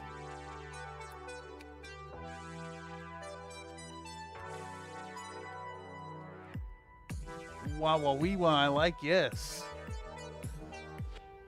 What? Started a campaign in 36-7 right in the Dark Age. My friend lost half his lance trying to release prisoners from a hostile base. The prisoner got in 3 necks and helped them against the end. Lost most of his lance trying to salvage. I told him to not alert the gun. Yes. Yeah, we're using... This is Daler Rowney Emerald Green FW ink. So I think what we're going to do is we're going to work on this green, and we're going to boost them up through Citadel Moot Green and maybe into the yellow. Let's see, what did we do on Titania herself? So she's got like... gotten... I don't know what that is on her. Maybe a little dot of paint or something. So right here, we've done, let's see if I can get it to focus decently. We've done that emerald green up through moot green and into yellow. And I think that's what we're going to do. It's the same accent right here, just to unify the base to the model.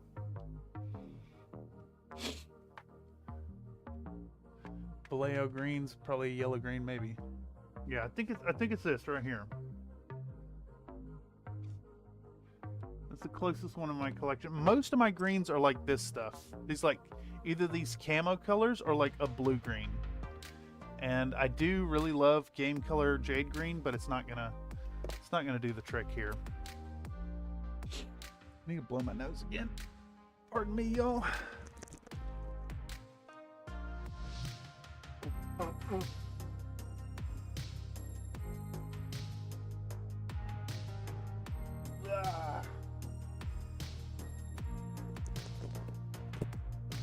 Something is really aggravating my nose. It's been a long time since I've had any allergy issues. Might have to bust out the seasonal anti-allergy stuff. All right, so is it actually time to work on that color?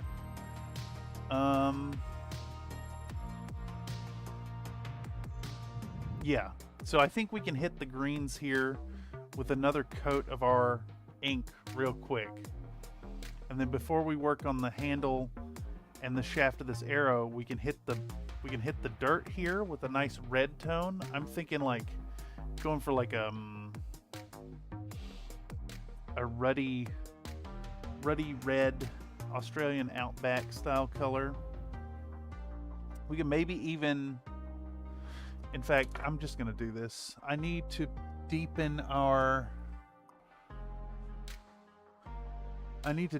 the black again on these rocks. I'm still not pleased with it, so let's do that real quick. I know I'm all over the place, y'all, but let's do a little more of our Gravelord Gray wash. Where's my pipette? Pipette. It's me aggravating your nose. Yeah, I believe it.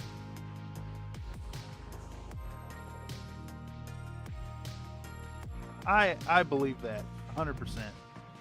Saw 9's fault. Also, welcome. Hope you've had a fantastic evening. Good to catch you again. For those of y'all who don't know, Saw 9 has been doing some Tarkov streaming. Escape from Tarkov. Join him every now and then for some video gaming. A little bit of duo action. But if you want to get in on that, it's 3 p.m. Pacific Standard Time, 5 p.m. Central. You want to get a little video game action in your life while you're working on your hobby, make sure to check him out.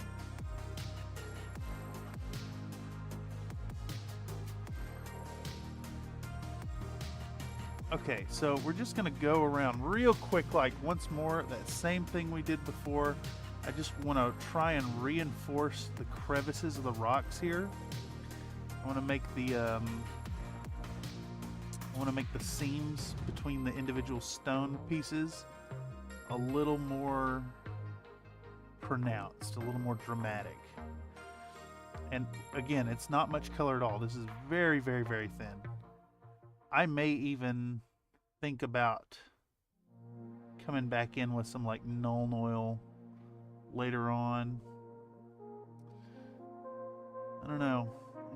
I want a little bit more on these shadows. So that's what we're doing right now. A quick once over again.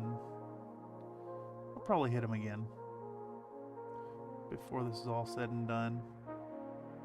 Just want it a little deeper. And it looks like I'm getting a lot of effect here at the moment. I'm really not.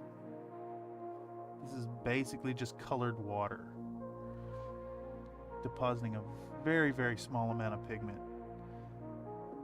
Not much at all.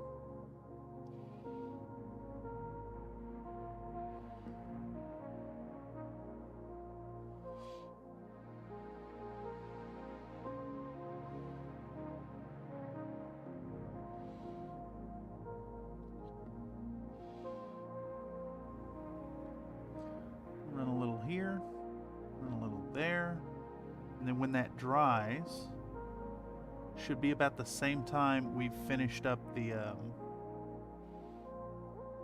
the work on the green. I'm gonna do next, and we can start doing the base there, and like even right here. So you can see where like a whole bunch of that black is wicked up into the eye socket here. It's not gonna do much of nothing. There's almost nothing to this. Almost nothing to it at all. And then anywhere we've got like harsh steps in the color, we can flatten it a little bit. That should look all right. Now I got a little bit of coffee staining there, I guess last time. So let's try to fix that up there. I don't like that hard edge. I must have been a little negligent in the last application. We'll fix that up though as we go forward. All right, so let's go into our Daler Rowney emerald green. Speaking of some low five, I don't know. You say Lovren's got the dudum, got that switchblade song, but I kind of like it.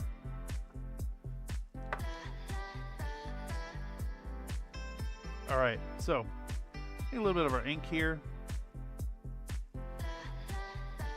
I'm just going to attack these green surfaces.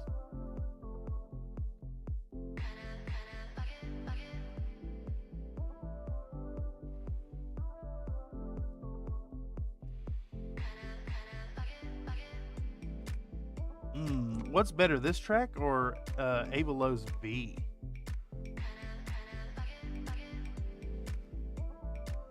If you know, you know. I think this one.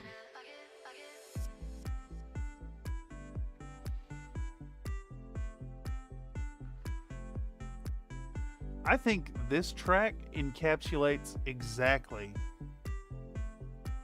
the playful feel I want to bring to this channel in every way. So good.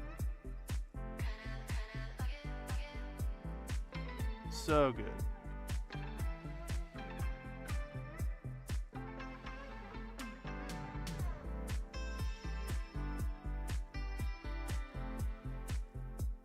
Now, I don't know how this is looking to y'all. You know, it's actually like kind of a little yellowy. Wonder what's going on with my white balance there.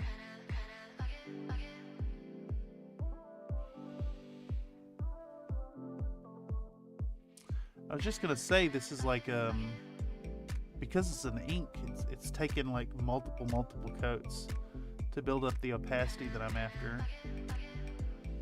I think I might try to do a little color balancing real quick while we wait on this to dry, because this is much more green, like bright green, than y'all are seeing, than I'm seeing right here on this display. Maybe it's just the display. It's kind of yellowy. Who was that earlier? Emery said it. The skin was looking a little yellowy. I think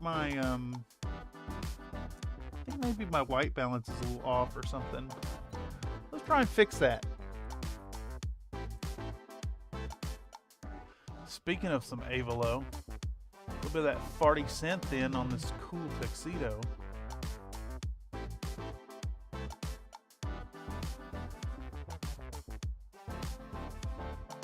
See if we can't do some image adjustments here. We got the focus dialed in. Maybe take that auto white balance off and see if I can't get this dialed in.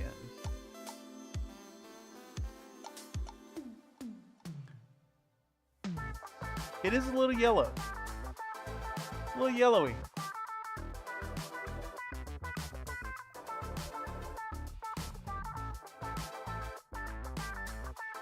Pull it down to 6,000 Kelvin. See how that looks.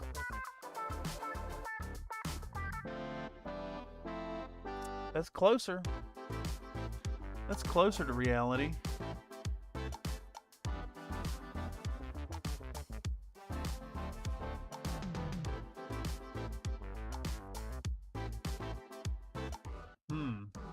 It's just, man, it's doing weird things to the color. What about that red?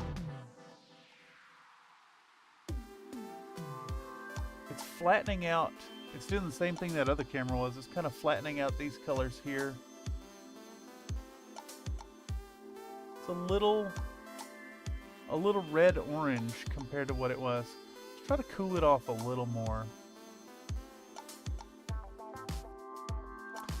How about 5,600 Kelvin?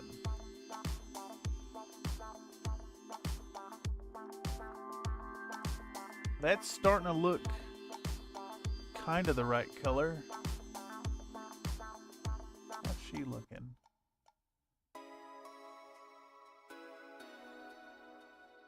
I don't know. I really don't know how to get that color balance correctly. I'm going to go back to auto and just say fuck it, but I really don't know how to boost that. I get that right. This is very, very yellow compared to what it actually looks like. Let's see. Yeah, this is more bluish than yellowish. Interesting. Ayo, Ava Low. Yeah, exactly. That is some sexy music.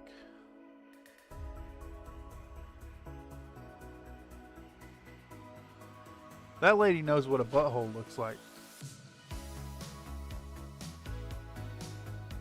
Alright. So, our wash is almost dry there. I think what we're going to do now, we're going to get a little bit of our Citadel Moot Green. Yeah, even that's fucking super yellow. Why is everything so yellow? What does that even mean? It means she's seen a butthole or two in her time. Avalo's tracks are all just like sex. It's like the whole like music is sex. Like, you know, it's the same category in the mind. In the a good music is hits the same notes as good sex. And Ava Low is an artist that really exemplifies that really well.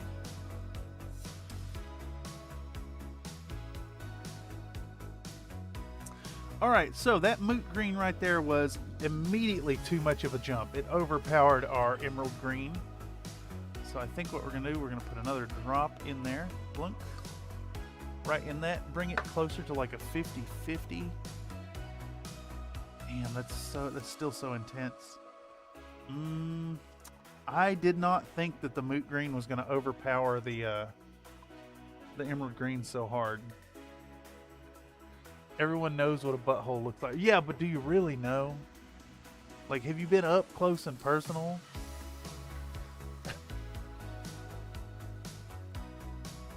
I think I explained my position well, as did Ava Low.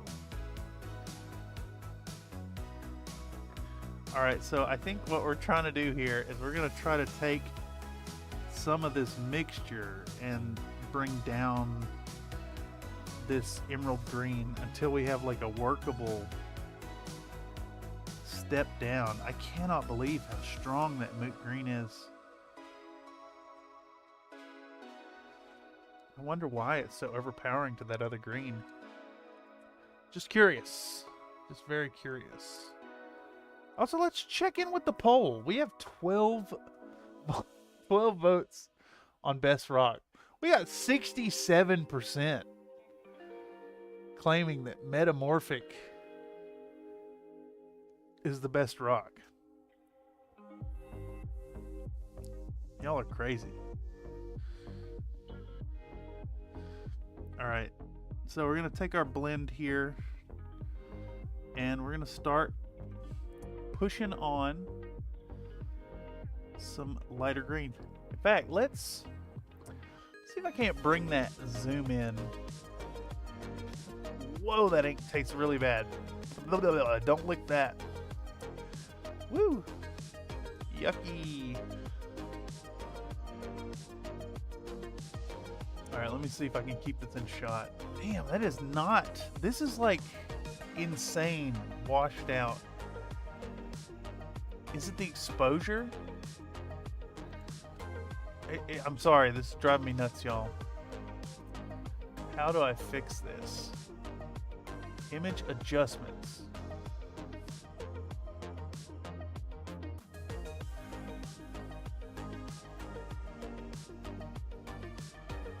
Taking off the HDR. That improve anything? No, I don't think HDR is correct here. Let's leave HDR on.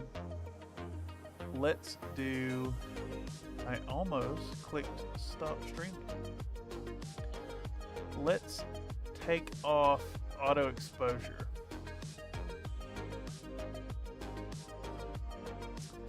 See about underexposing and doing some gain.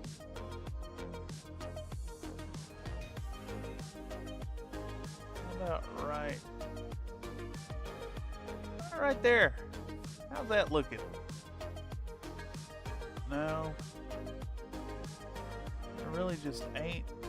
I don't know how to get these colors right. It's kind of wild to me that it's made it so yellow. I don't really understand camera settings well enough to get that dialed in. I may need to do some research there. Maybe some more accurate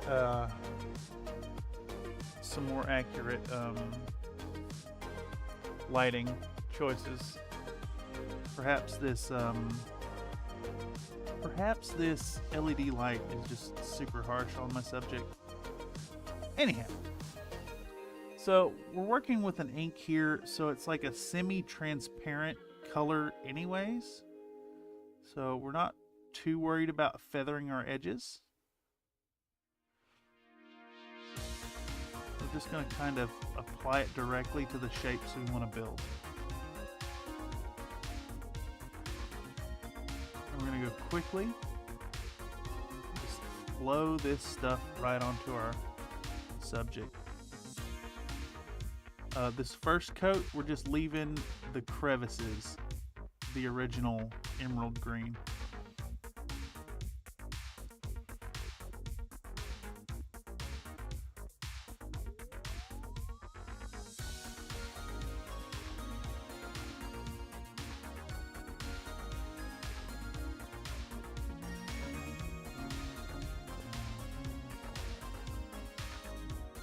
All right.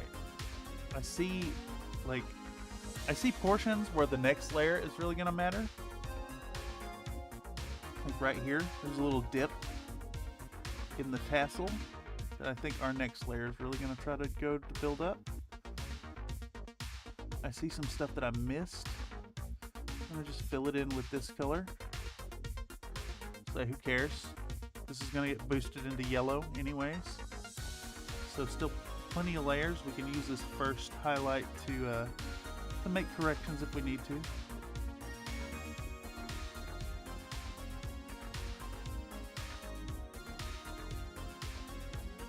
Alright, I'm going to do one little stroke up underneath. Always good to stroke it from underneath.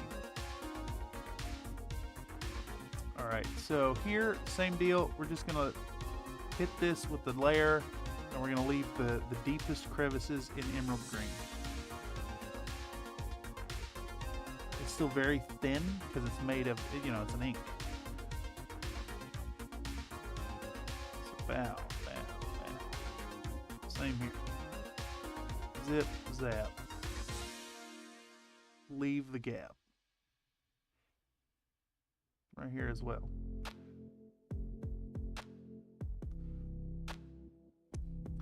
Speaking of Ava Lowe's V, here we are.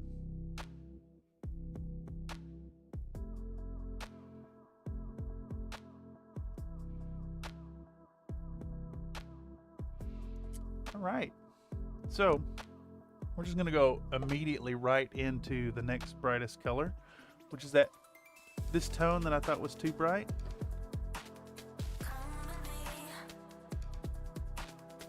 gonna trace the same highlights.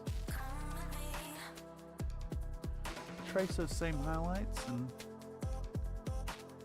leave a little bit more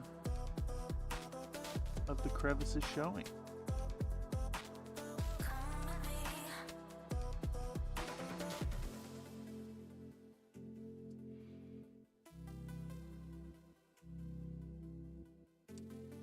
Song's a little less tongue-in-cheek and a little more tongue-in-cheeks.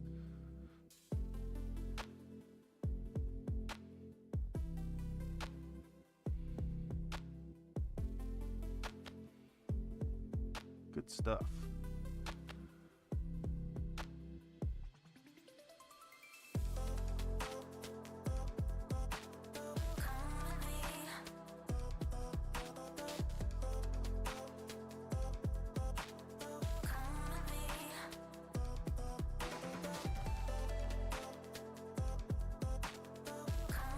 Again, this is an ink, so like we can be a little more intense with our application. As we add more moot green and yellow to it, it's going to get a little less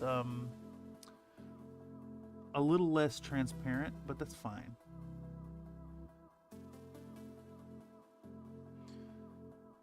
Zip, zap, zap. Same deal here. Just leaving the crevices underpainted.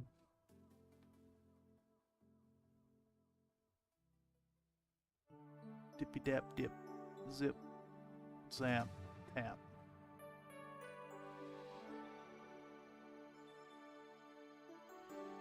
All right. Hey-o, well howdy Nathan. Welcome to the Country Fried Minis painting stream. We're finishing up Titania tonight. I'm pivoting off of the Urban Mech video. We're gonna get Titania out, and then we'll get back on the Urban Mech and get it all out and try to get 2 out this month. One this next week, one in the last week of the month. But if we don't get 2 out this month, we'll get 1 out early next month. Back on the grind. I see I got a little green on the hilt here on the cross guard. So we're gonna, real quick while I'm thinking about it, we're gonna correct that with a little bit of brown. This flat earth, which I don't think we used flat earth, but that's fine. We'll actually use the flat earth here to boost the shadow right next to the green. Why will this paint not paint? Paint. Jeez. Alright, so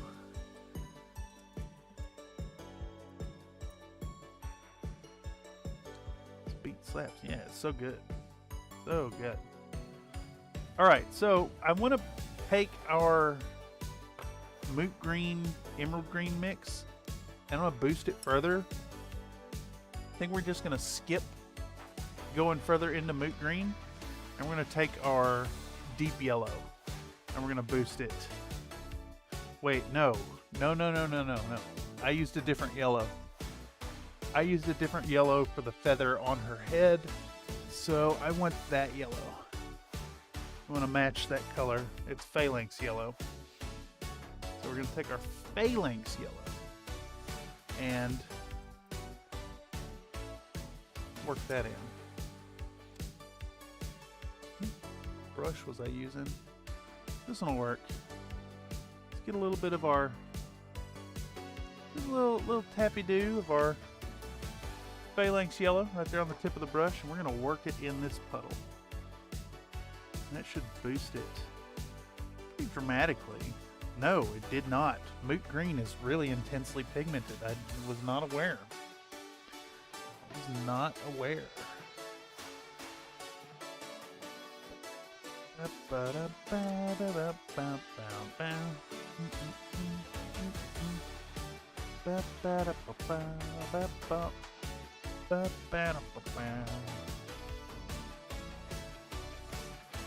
Also off of Powerhouse 1984? No. There we go. That's a visible boost to this color, which is what we want.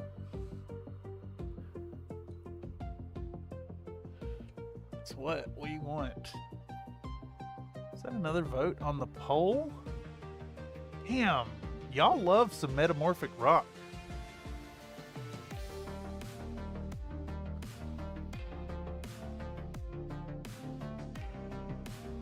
Alright, so we got our emerald green, moot green, phalanx yellow mixture, and I don't know if y'all can tell, but immediately it's like a much more opaque color to it. Like I could dry brush with this. It's not super transparent, so we got to be a little more careful in our application.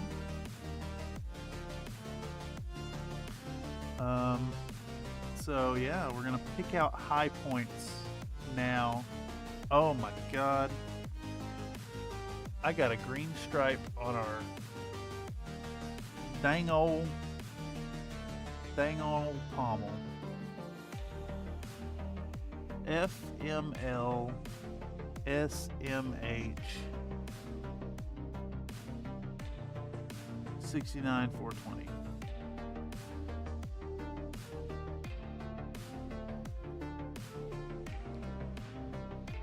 Whatever, we'll fix it up.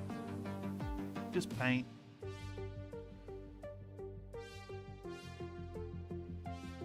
Alright, so we're picking out the raised areas on this little tassel thing. We're not actually super worried about the directionality of our light here. We're gonna get some highlights on it in a way that makes sense, instead of wondering and worrying about like the complicated nature of folds and fabric.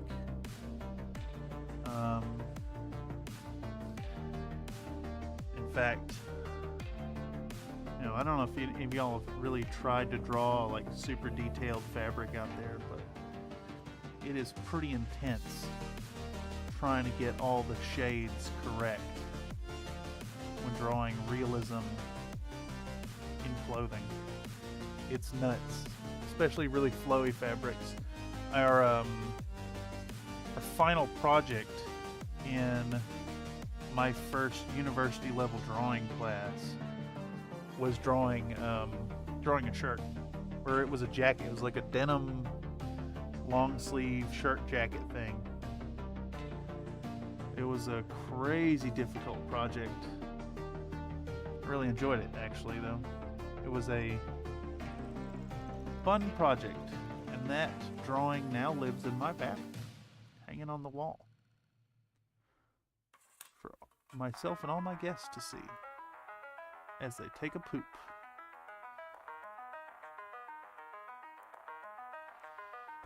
Alright, we're going to do another dip of our yellow. We're going to do even less coverage and just really bring out the highlights. Metamorphic rock isn't schist, just once. What are you... What? What? Huh? Alright. One more dip of our quickly thickening phalanx yellow. I mean, look how thick that paint is. GW, come on now. Absolutely ridiculous. Get with the program, y'all. Where's my dropper bottle? Where's my GW brand dropper bottle? Can you imagine like the positivity in the like GW shaft stroker community? Like how much people would love to have dropper bottles from GW? It's insane.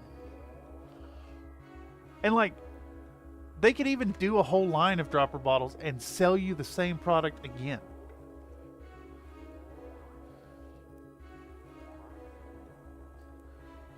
I just don't get it. Alright, so now we got this really, really bright yellow. This is almost like the old GW Scorpion Green. Or, you know what? It reminds me of AK Interactive's Frog Green. And we're just going to pick out the sharpest points of our fabric folds here. So, like, a little bit here, a little bit there, a little bit here. That edge, right here, right there, right there. Less is more. Has more impact if it's very reserved. Like, I want to put it there, but I think it doesn't make any sense, so we're going to skip that. Yeah. We're going to hit it across the tips of these. What's it called? The fletching on the arrows? Right across the tops, and then the top of the lower half. That's it. That's it. Again, this is all base details too. If your audience is looking at this more than your pinup model, you've done it wrong. All right, I'm done with the green. Let's correct the little splash of green I got on that pommel real quick.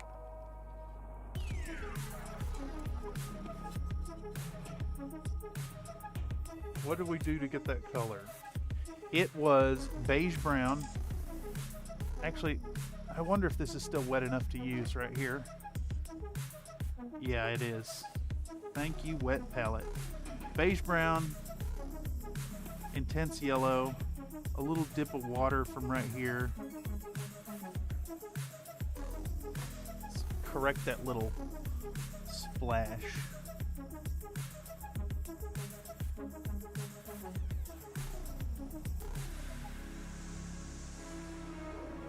Mix in a little bit more of that yellow.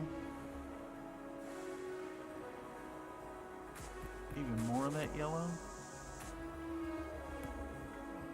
It's too dry to use. Okay.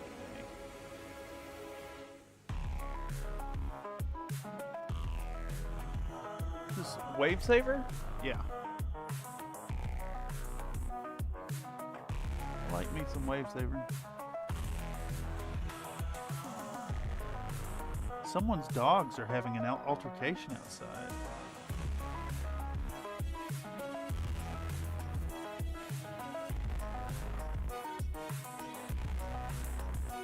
Alright, so we're just back to doing back and forth with our yellow and brown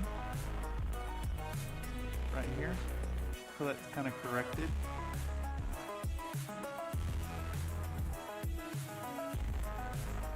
Alright, and then we want straight beige brown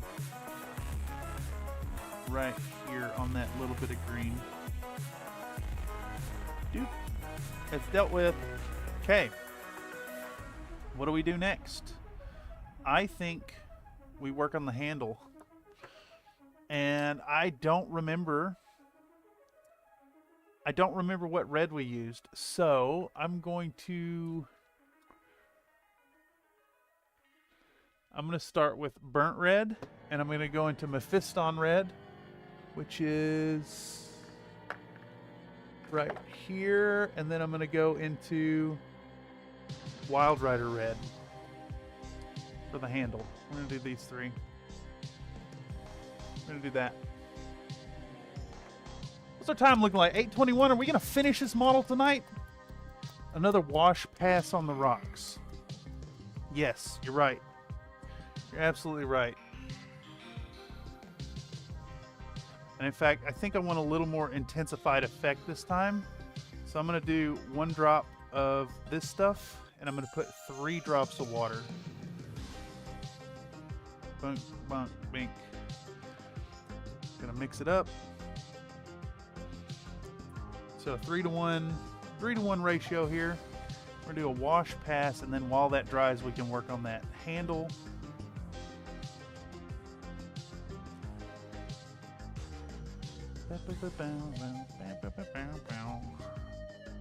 Dude, do y'all know of any other musician out there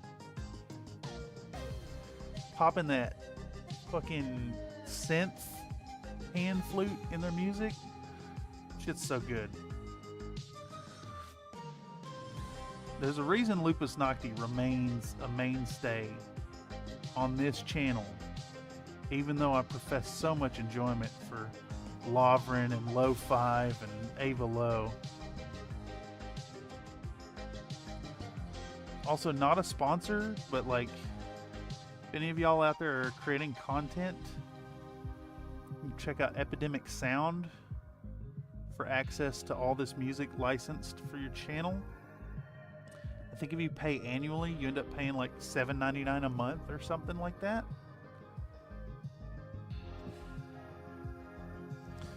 It's been well worth it for me for several years now. All right, so we're hitting this real fast. It's a little thicker of a wash this time. So we want to be a little more careful around the details that are not the gray of the rocks.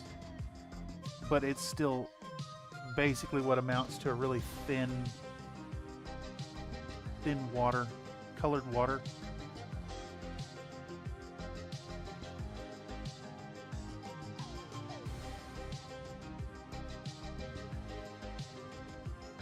Just want to deepen the crevices. I can't believe I didn't film any of this. I don't know what the hell I was thinking. It's fine. I don't need to film it in the final video anyways. It is just the basing. The video will be about painting Titania, and then she'll be on the base, finished up at the very end. Alright, we got a little too much right here, so we're gonna dry the... I got a towel right here that I'm hitting the brush on. Oh fuck, I was out of the shot. And then I'm using it to wick away the extra stuff. Just a little bit of black. A little bit of black and them cracks. I want to deepen the shadows. Create a little bit more of like a graphic feel to the spots we want darkened up. How about some right here again? One more pass. Yeah. That's gonna look really nice.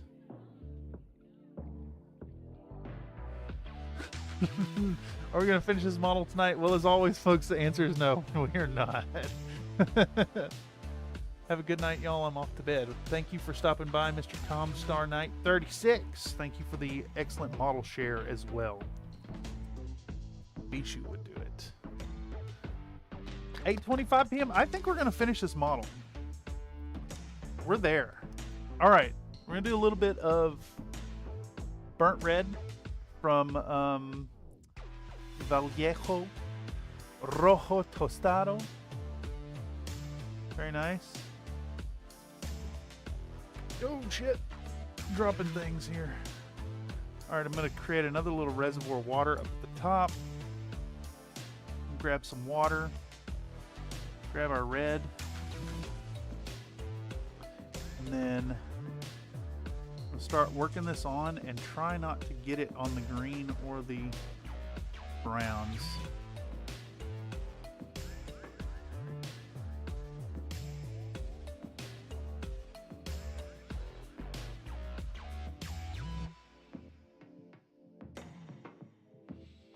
Is that in the shot? No, of course not. Tell y'all, it's very hard. It's very hard to paint on camera. I would say I don't recommend it, but I totally do recommend it. I think it's really fun. And if you out there are painting on camera, I might even be down to collaborate with you. Let me know. Hit me up. At me ho.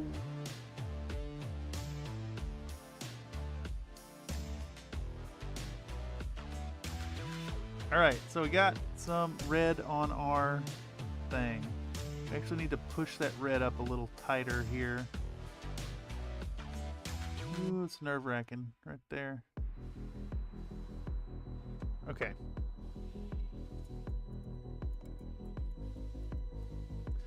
What time are you ending? 9 p.m. my time. It's 11 yours.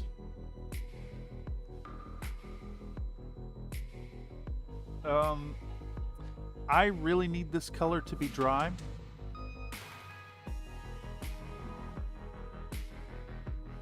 I really need this color to be dry before I start putting stuff on it. So we're gonna go, while it's drying, I'm gonna go over to our flat earth again, right here. And I'm gonna paint the shaft of this arrow and buy myself a little drying time. Since it's such a small amount, a small area paint, it is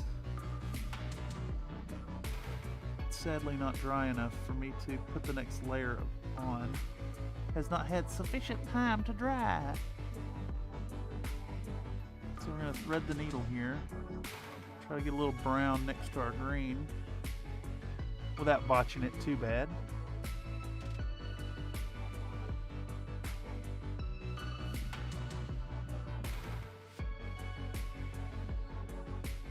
And then the green, I don't want to risk, I don't really want to put a fine brown line down the fletchings, like in between the feathers. I think we're just going to paint this little cap on the end. Just trust our green to be good enough there. All right. Let's see, is our handle dry enough to work on? It's still a little gummy, so I think we're going to keep juggling, and we're going to get out a bigger brush. How about this? How about this here, 4, with a brand new tip.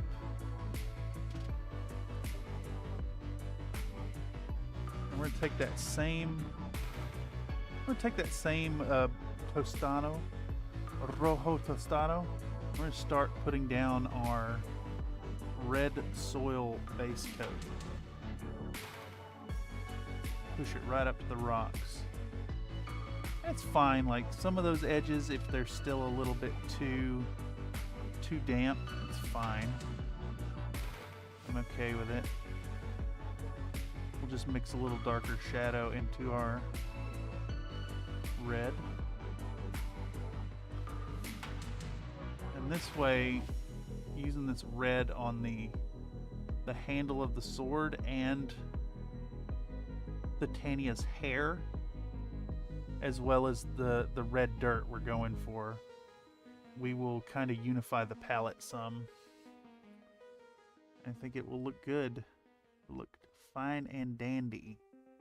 Let's see, 8:30. We got this. We got this, y'all. We're so close. So close. So close to done. I'm gonna bring this color around. I'm actually gonna kind of feather this red here onto the rock. This is very obviously like a bit of rock. This is some really thin down stippling.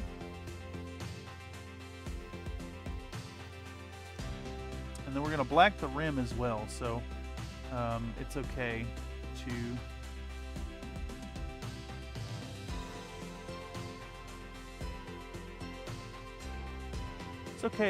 push it to this little crack right here. Paint back over what we screwed up on later. I really should have put some texture on this base, I think, because now that I'm putting red on it, it doesn't really have clear delineation between what would just be solid rock and what would be soily.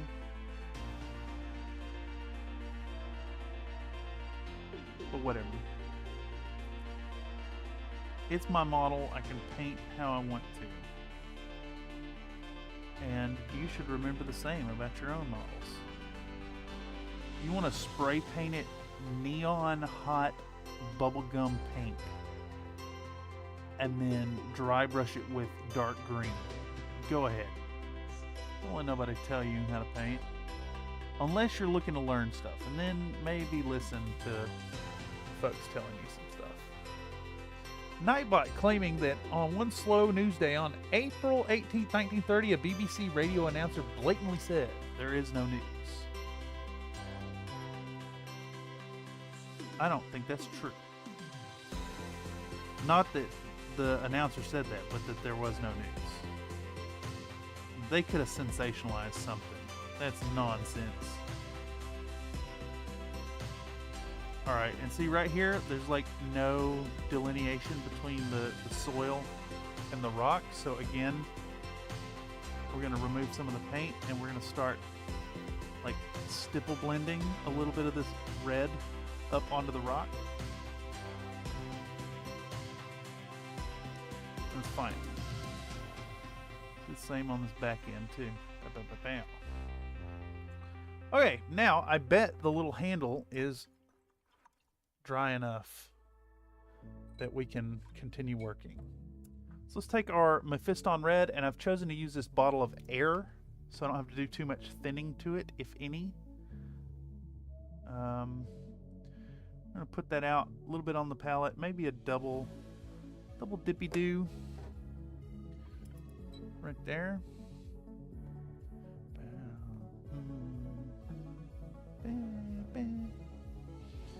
Alright, we're going to dip it back and forth between the burnt red and the Mephiston red.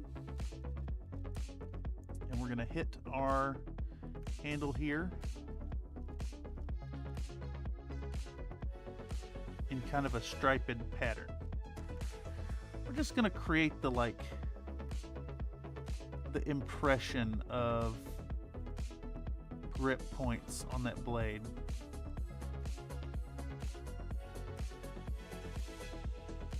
Give it a little texture, if you will.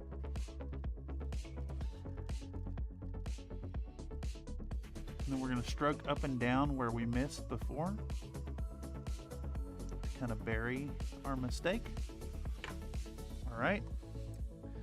And I actually want to let's put a little bit more Mephiston Red. This stuff has a very nostalgic smell to it. Definitely some kind of solvent in there that's not water. All right, we're gonna take our straight Mephiston Red. We're gonna hit what we just hit, but even finer work.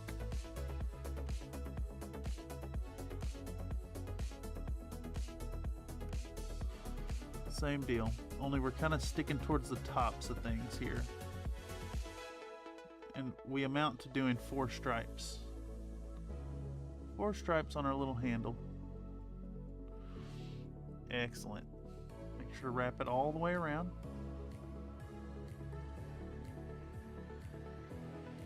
Okay. Take a little bit of Wild Rider Red. Gonna lap up a little bit off the tippy-do right there. Set it down. Try to get a little moisture out of this brush. There we go. Alright, thin it out. Mix in a little bit of Mephiston Red.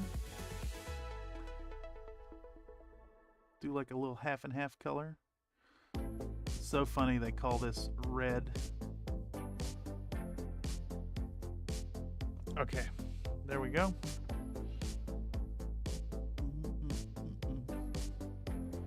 Alright, so same deal. We're just going to trace the highest points of our red. I'm going to kind of concentrate it towards this one side maybe. And leave it less highlighted towards the back. So we still have that like directional lighting going on here. And we're going to go one more time and we're going to take straight Mephiston, or not Mephiston Red, Wild Rider Red. Just straight, right out of the pot. I don't even care about the thinning. I'm gonna stroke it right.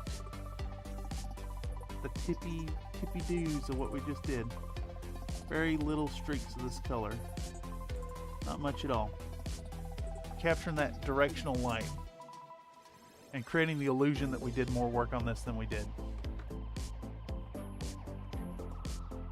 Okay, so from here we got our flat earth I'm gonna put out some fresh flat earth that actually flows decently. Oh, come on, meow.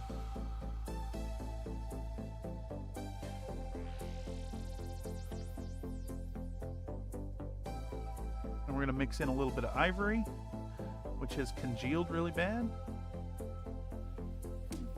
We're gonna mix it into a very light color. Light little color, pick up some of that water, thin it out. A little bit more of that water, thin it out even more. We're gonna do some little, some just very thin vertical scratches on our arrow shaft.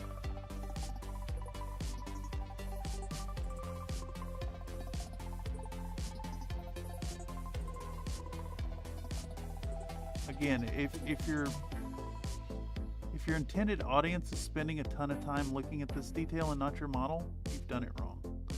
So we just want to get that perfunctorily done. There we go. Now, I do want a whole bunch of this here Wild Rider red. So we're going to take our Wild Rider red and our burnt red there. We're going to kind of work it in there. A little bit of that, a little bit of that, a little bit of this, a little bit of that, a little bit of that. Boom, bing a pow. And we're going to start jabbing at this dirt. But we're going to kind of stipple it on. It's still too bright, so we're going to mix in some more of the other color. We're going to roughly stipple this. Get it kind of where we're going. We can use it to build a little bit of texture and color variation on our basing.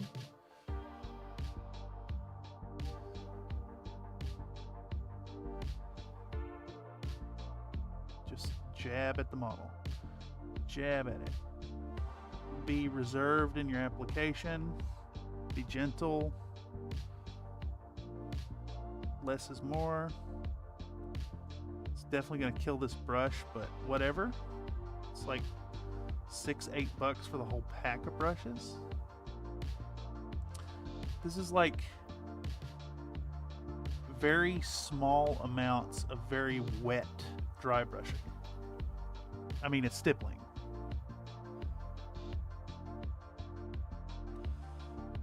And we've got like a ridge to follow here, so we're gonna kind of create a little bit of a highlight effect there. We're gonna do the same thing back here. Start stippling on this color.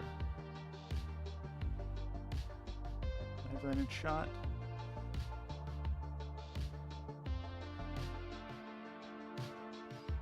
Covering over most of what we've done already.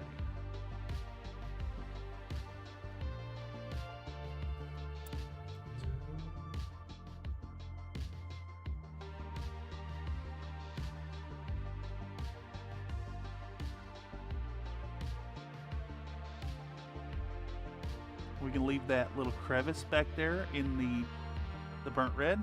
All right, we're gonna mix in more. I'm gonna mix in more of our Wild Rider red here. Oh shit, let me get this section first. Let's get that darker color first.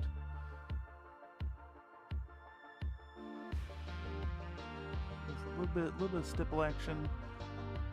Try to darken out. I realize I keep bumping the camera. I apologize. All right, now we'll mix in more of our Wild Rider red and we'll start back around right here. Too bright. Too bright. We skipped a step. Just stipples. Stippling our model. It's too bright. We'll mix in a little bit of the other color.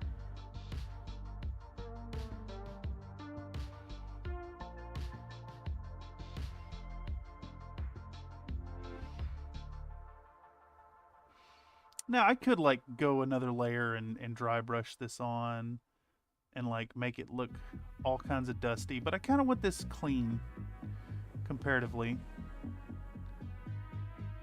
Same deal. We're just taking our brush, We're hitting it in an uneven coverage. Jab, jab, jab, jab, jab. And now there's like little undulations to the soil, very subtle sections that we're trying to follow and bring out with this.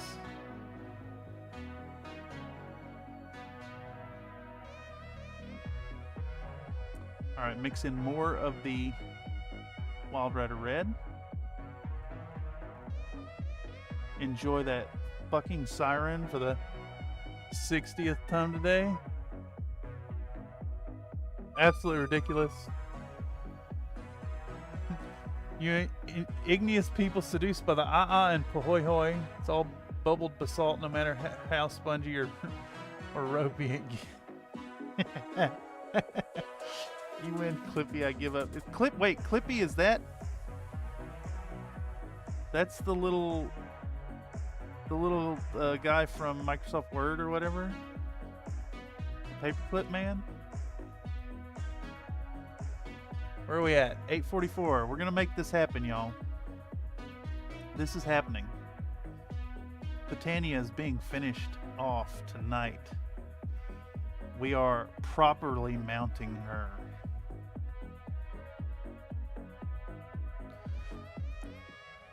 Alright, so continuing our stipple quest here.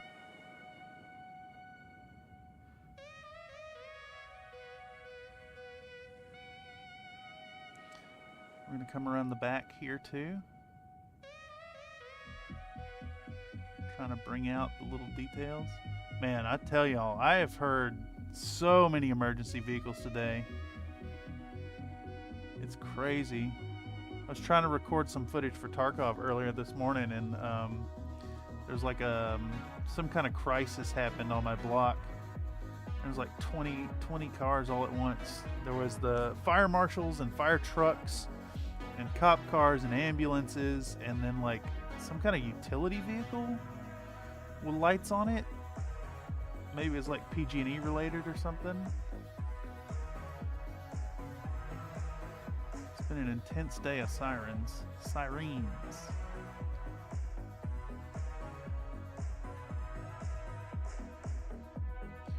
Ooh, that's too bright right there. Spread it out.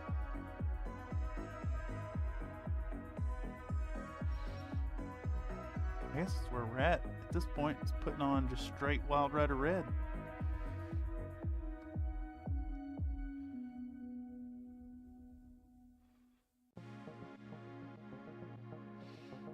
Yeah, that's where we're at.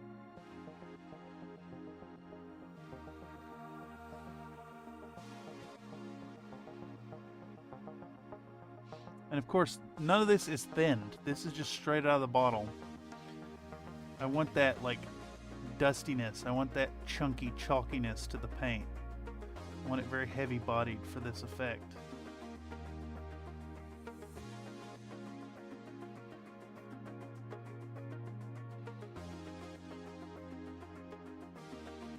Let's see if we can't put a little bit more right there on that edge.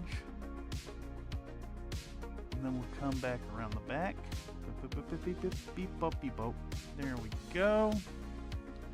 Around the front.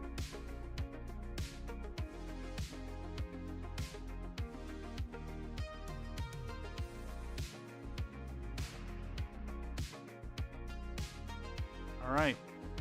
We're sitting at 8:46. Making it happen. Making it happen. I know I keep hitting the camera. I'm sorry. Okay. Boom. I think that is a properly rusty red soil. Looking good. Looking perfunctory. I am happy with it. We have something interesting happening here that maybe isn't super great, so I'm gonna bring that stipple up out of that a little bit more with just the straight dark red. And then balance it with a little bit of the brighter color too. Okay. Let's find something to mix up some rimming mixture. How about this cup? don't remember what was in this cup. Who cares? We're going to get our favorite golden fluid acrylics black, carbon black. Yay, thick ass paint. The camera wall just adds to the frantic energy. I mean, we're there, y'all. Alright, so you can see this shit's really thick. We're gonna bink, bonk, bink, bink, bonk. Let's mix that up until it becomes a nice flowy black. It's a little too thin, I think. Put one more drop of the carbon black in there. Come on. It's so thick it don't drip. There we go. Incorporate all that.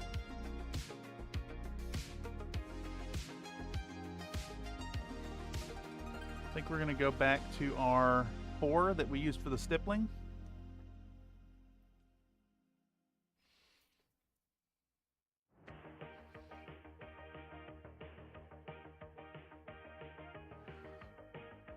Very appropriate music here, I think. Let's rim this.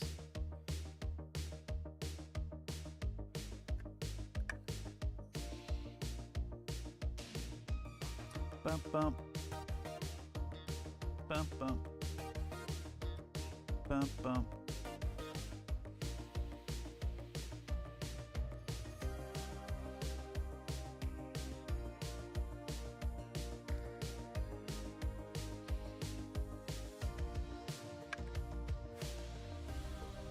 Alright, we're slowing it back down just a little bit.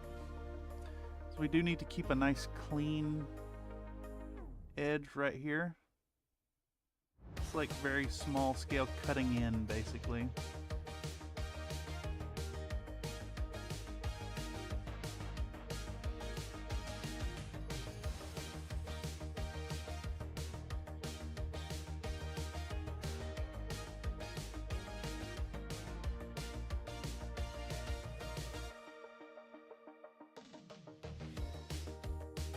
All right, making our way around.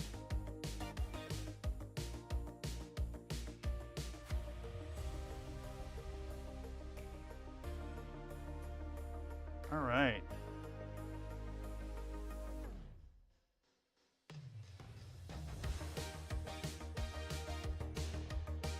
Still in frame? Yeah.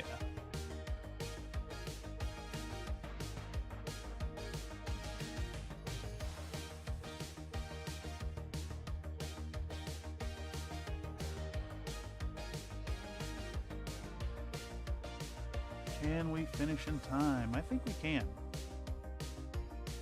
I think we can. I don't want to rush right here and screw anything up. I also need to do a full another pass around. So what I'm going to do here is carefully do the like cutting in. Bump, bump.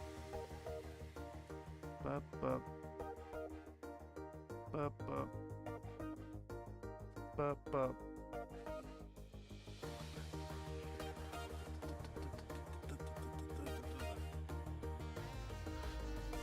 There, y'all, we're there.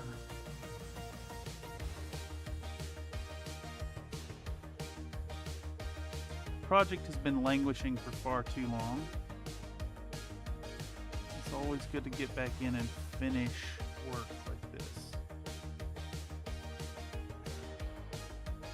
Try to make this cut in a little more even right there. All right.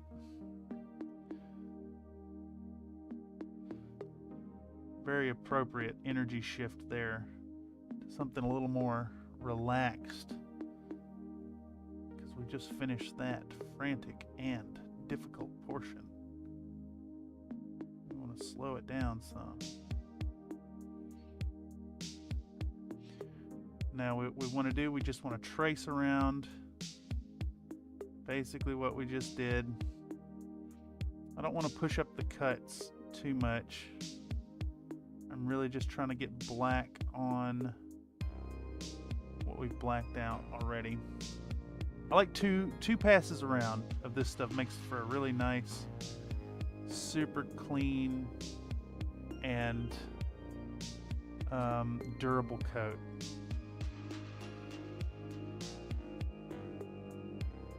All right, there's that.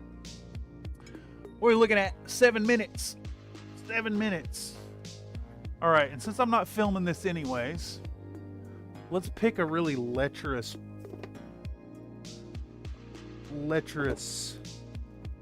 piece of art to drop our sticky goo onto.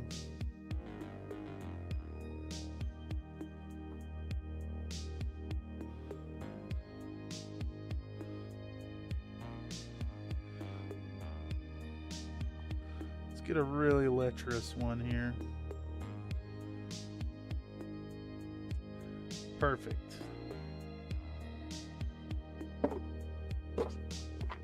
All right, so I need my glue. Make sure the glue is functioning. This glue no functiona. I'm gonna have to drizzle it right out of the bottle. And then I need my accelerator. And let's move this.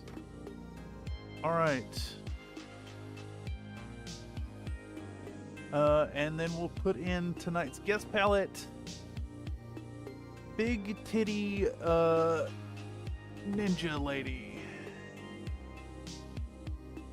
And I can't do it without like a horrendous reflection. So it is what it is. I'm gonna zoom the camera out. Where? Boom, let's go 90-degree field of view. Let's zoom it out. Full screen projector. There's simply no way to get that without it just being covered in reflection. So there it is. All right, toothpick.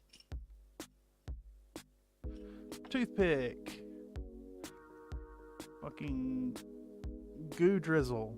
Oh fuck, that's way too much. Oh no, it got everywhere. Jesus.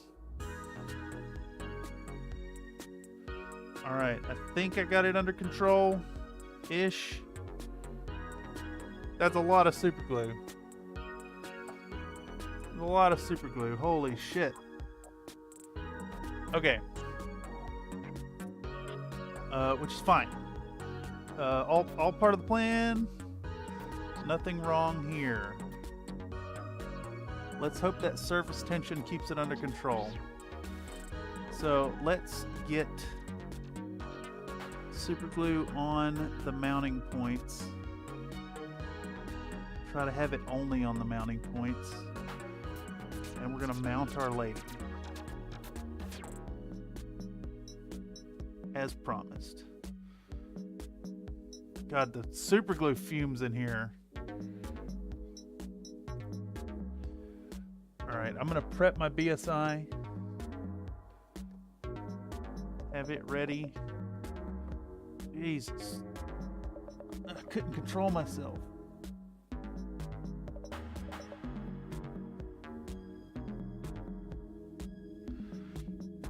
Alright, Titania. There's one little drip.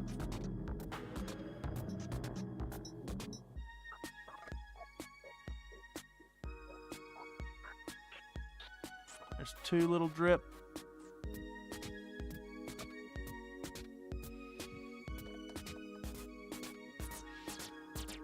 Let's see, do I need to put any more reinforcing glue down there? Maybe. Maybe. It's a little bit more right there. Yeah. All right. Oh God, I'm touching the base. Shit. I got too excited. I'm hitting it a little too fast. All right. That's Titania done, y'all. After a year in production, this model is done and ready. I'm gonna get to filming or get to editing later in the week. Probably a editing stream on Friday and a Saturday session as well. Highly recommend picking up this model yourself. Link in the description. She's very scalable 3D print model. Very, very fun piece. I will post some pictures over on the Country Fried Minis Discord. But before we go, let's see if we can make this. Let's see if we can clean up this mess with the of the super glue. Let's hit it with one of those. Will she start smoking from the heat? Is it gonna get hot? It's crackling. All right. There's still so much glue here. I cannot believe I spilled so much out so quickly. I mean, yeah, I can. I got a little too excited, that's all. Well, I want to thank y'all for coming through tonight and checking out what's going on here on Country Fried Minis. I think I discussed it a little bit with community members today in chat on Discord. Even if I'm feeling down, I think I'm aiming to do to ensure that we have our Wednesday show. Even if things are looking grim, looking not great, even if mental health is suffering, I want to try to keep the Wednesday show regardless. Expect more streams coming forward. Like I said, this is my last week of school. More time to commit to the Country Fried Minis. So check it out. Come through. We're going to have some videos out for y'all soon. And lots more streams. Got fun stuff planned. So as always, I want to thank y'all for stopping through. It's been an utter blast to hang out with y'all tonight. And it feels really good to finally mount this lady. Anyhow, if you have any ideas for stuff that you want to see coming forward in the future, come through. Come join the Discord. Link in the description down below. If you want to support what I do, because I'm graduating school, I got no more grant money coming through. If you want to support what I do and see what's going on here, consider joining up as a member. For as little as $1 a month, you can have access to a fun little badge next to your name, biscuit-based emojis, as well as priority consideration for community streamed events like the upcoming Dungeon Crawl Classics. And if you really want to support what I do, consider joining up on Patreon. Occasionally, I will kick out some benefits there, and you get your names in the credits for all the videos going forward. In any case, I've been Cameron on behalf of Country Fried Minis. I want you all out there to remember to be happy while you're painting, and as always, to know that your participation in these here events makes me happy while I'm painting. Thanks, y'all. Have a fantastic night, and I'll catch some of y'all over on the Discord. Bye-bye!